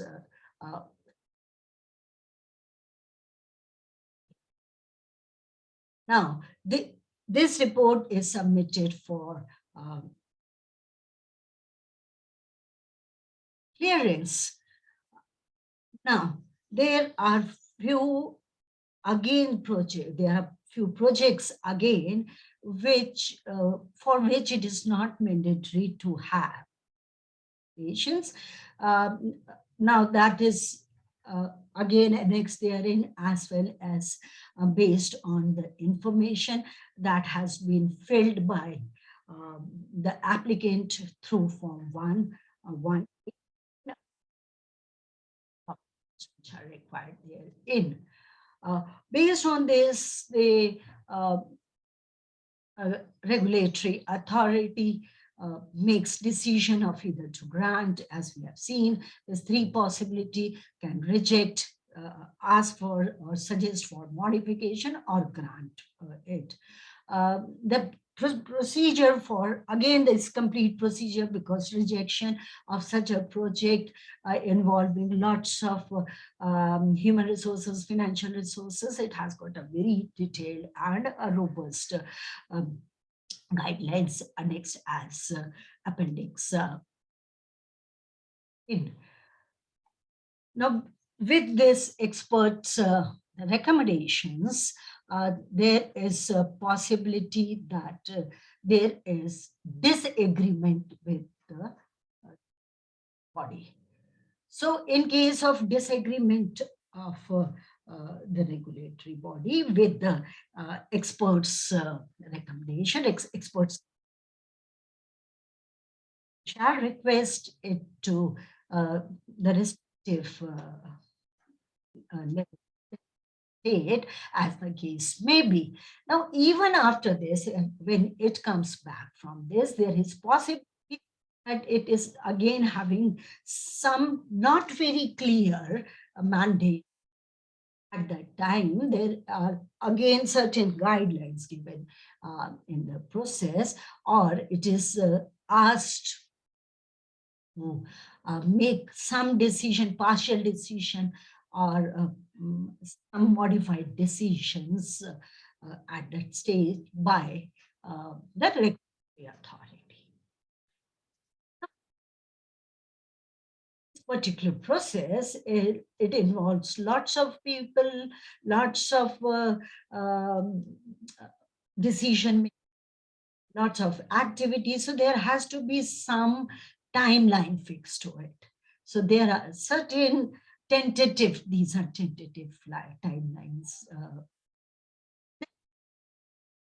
Now, again, subject 2 is very clearly given in under the guidelines. That is, if it is not within the suggested maybe 60 days, 45 days, 15 days, then what will happen? Which particular decision will then be followed? So all these subject 2's situation is also covered there. But the tentative timelines which have been given in the notified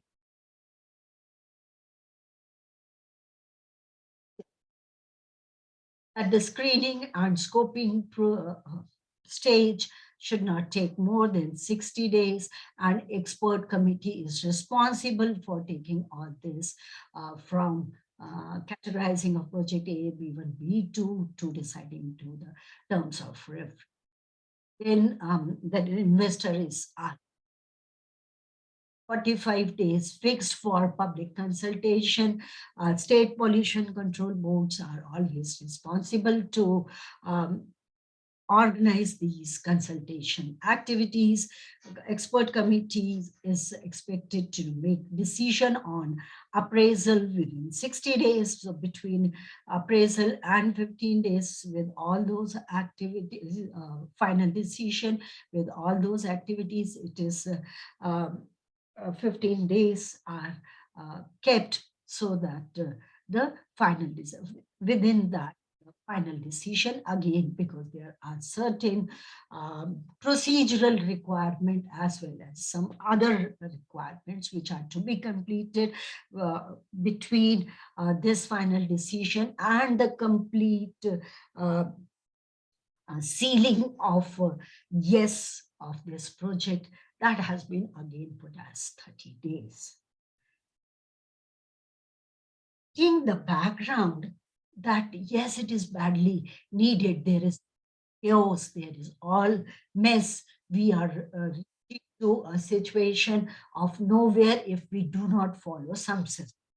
And yes, a few of the systems have been worked in that this is the perfect solution to the situation we started. If you can remember those 3 frames, which I just want you to keep in mind now and ever, so that we always reminds us, let's push back, let's take decisions such that we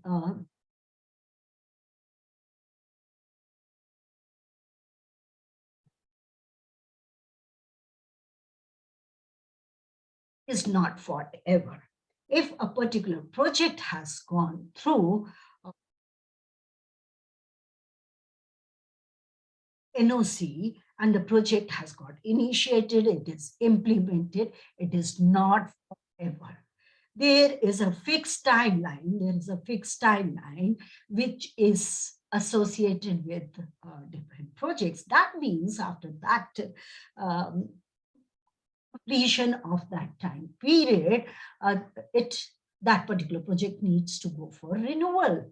That project needs to go for some other stage to be categorized as an approved project. So it has a life. All validity of the project is, even after such an exhaustive exercise, the validity has a frame and the project has to go through it again. Very limited access to information. Now, whatever I have just now mentioned, whatever you know it as one of the stakeholder who was part of implementing a project, designing a project, making a decision to a project, you will find that no, what it appears to be very easy, which I have just mentioned herein, is not very it has a challenge. So there is a very limited access to the information, right? There is, though there is a component of public consultation and publicity, but there are again certain limited tools, as well as there are possibilities of eyewash activity, which may not actually happen, but on shown as it has been conducted. Then you have a grievance redressal committee, one part of EIA. After monitoring and auditing, if it is required, there are certain grievances. Even after the completion of this project, there is grievance committee, but it is again very not very clear, not very effective at times. It only says district magistrate or a representative, and likewise representative from panchayat, senior citizen from area. So it does not makes it very specific who with what possibility. So any representative, it is very informal selection of possibilities. So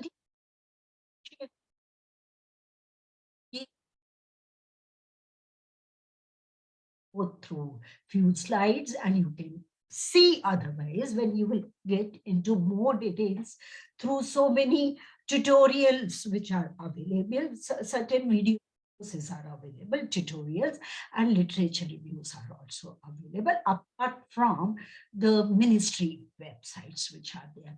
So you have certain deficiencies which are technical in nature, procedural in nature.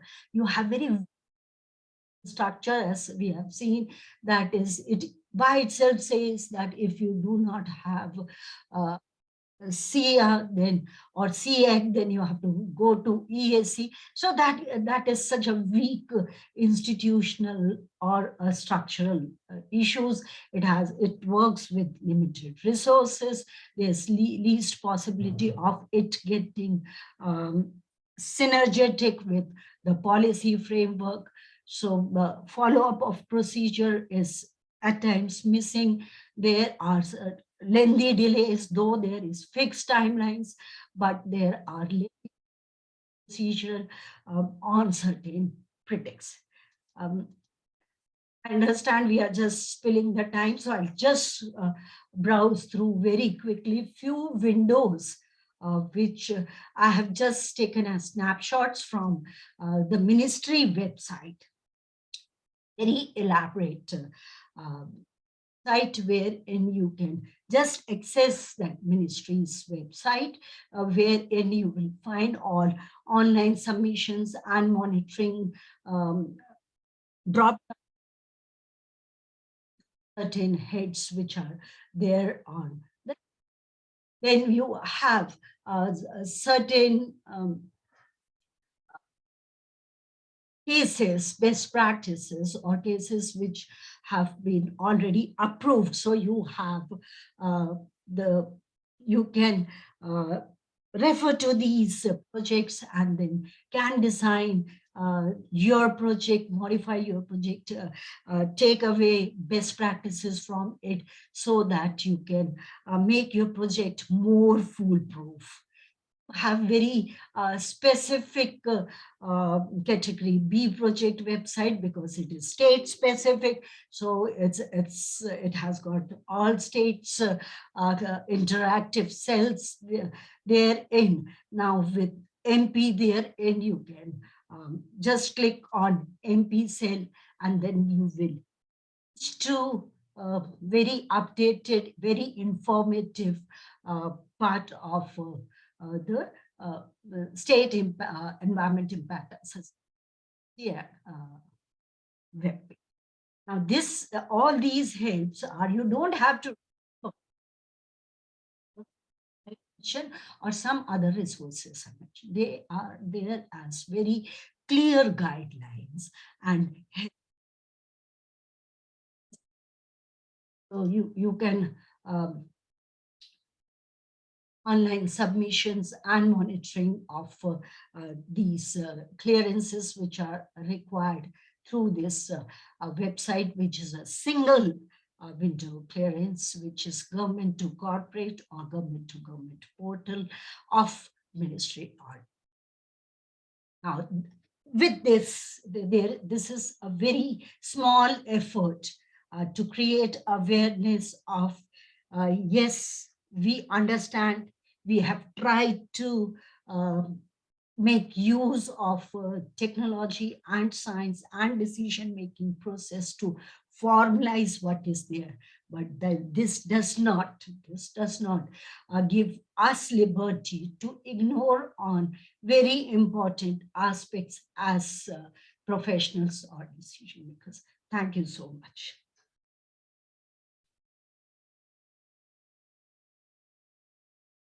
Yeah, I don't know what is the procedure. If a question answer is there, I'm ready to respond.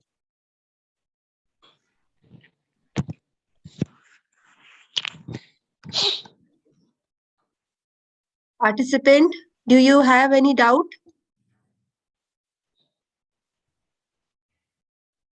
Through this website for environmental clearance, all kinds of application we have to put from for local level or state level. If I have any project I have to get the clearance, we have to put on this website, Ministry of Environment. Right. It is not all projects, right? We have to start from project needs the clearance at what level, right? So if you visit this website of all this type of help from it, it is very informative, it is very robust. Even the different states ministry websites are very good. Okay. Does it satisfy your query? Yeah.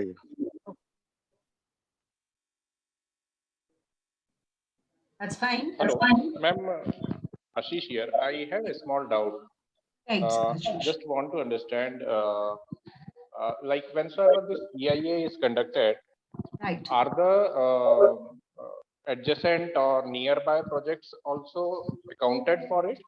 Say, what I am inferring is, if there is a upcoming project of a thermal power plant, and there is nearby hydropower plant, so will that also be accounted for this EIA assessment?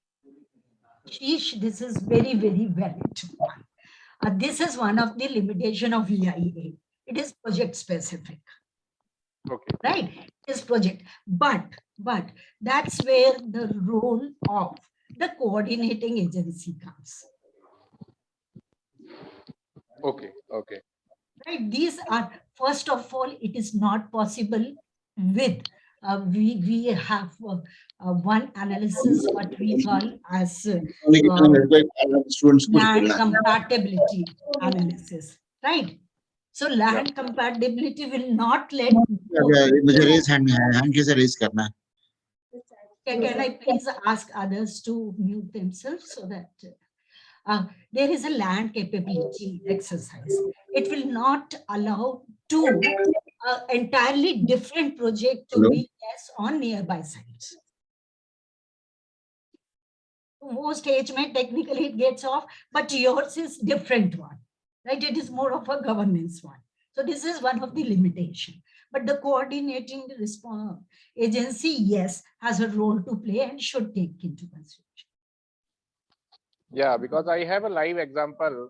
It's in MP only. I doubt if what I am thinking is right or not, but there is a power project, Narmada Sagar project, and there is a nearby thermal power project, Singaji power project. So both the projects are very, very closer to each other in the proximity of around 35 to 40 kilometers approx. So Ashish, this appears to be very close. Right. What you can do is you can just see the website, the state SPCB website. You can check upon. if both, because if it is in under the post stage, there's possibility you can always raise this issue. But if it is under implementation, the points still can be raised at a very appropriate platform. Very valid point. Yes. Dr. Bharat, I'm looking here. Hello. Sorry, I cannot get your name. Dr. Bharat, I'm looking speaking from APCO Institute. Yes, okay.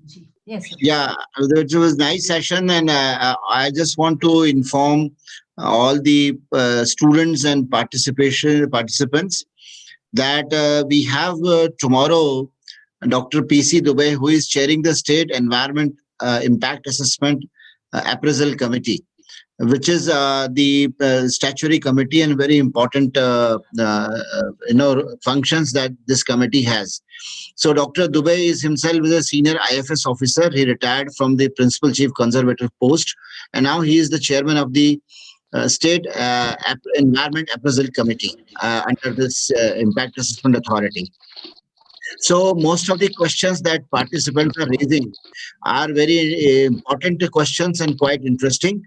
And you have an opportunity to ask these questions tomorrow to Dr. PC Dubey also, so that you can get a very convincing reply and the ground situation as to what is happening, because environmental impact assessment is very important issue, and government is always making some kind of corrections, modifications, changes in the environment impact assessment notification. So whatever questions you have an opportunity to ask, and tomorrow we will have two more senior officers from the State MP Pollution Control Board who are dealing the EIA issues day in, day out.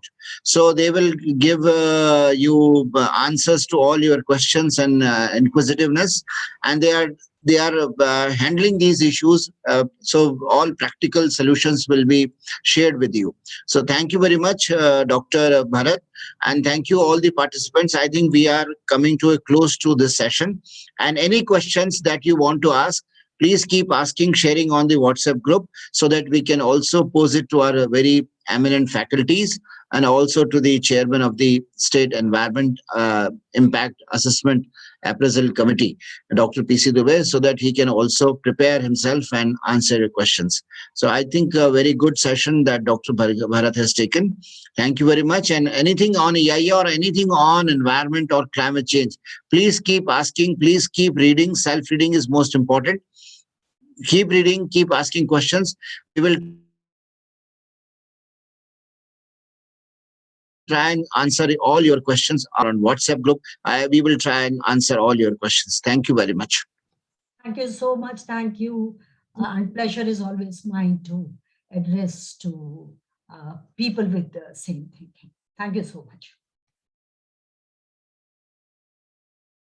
With these words, I think we can end today's session, and thank you all the participants for joining this interesting online contact classes. Thank you very much. Thank you, sir. Thank you so much, sir. Take care. Thank you, sir.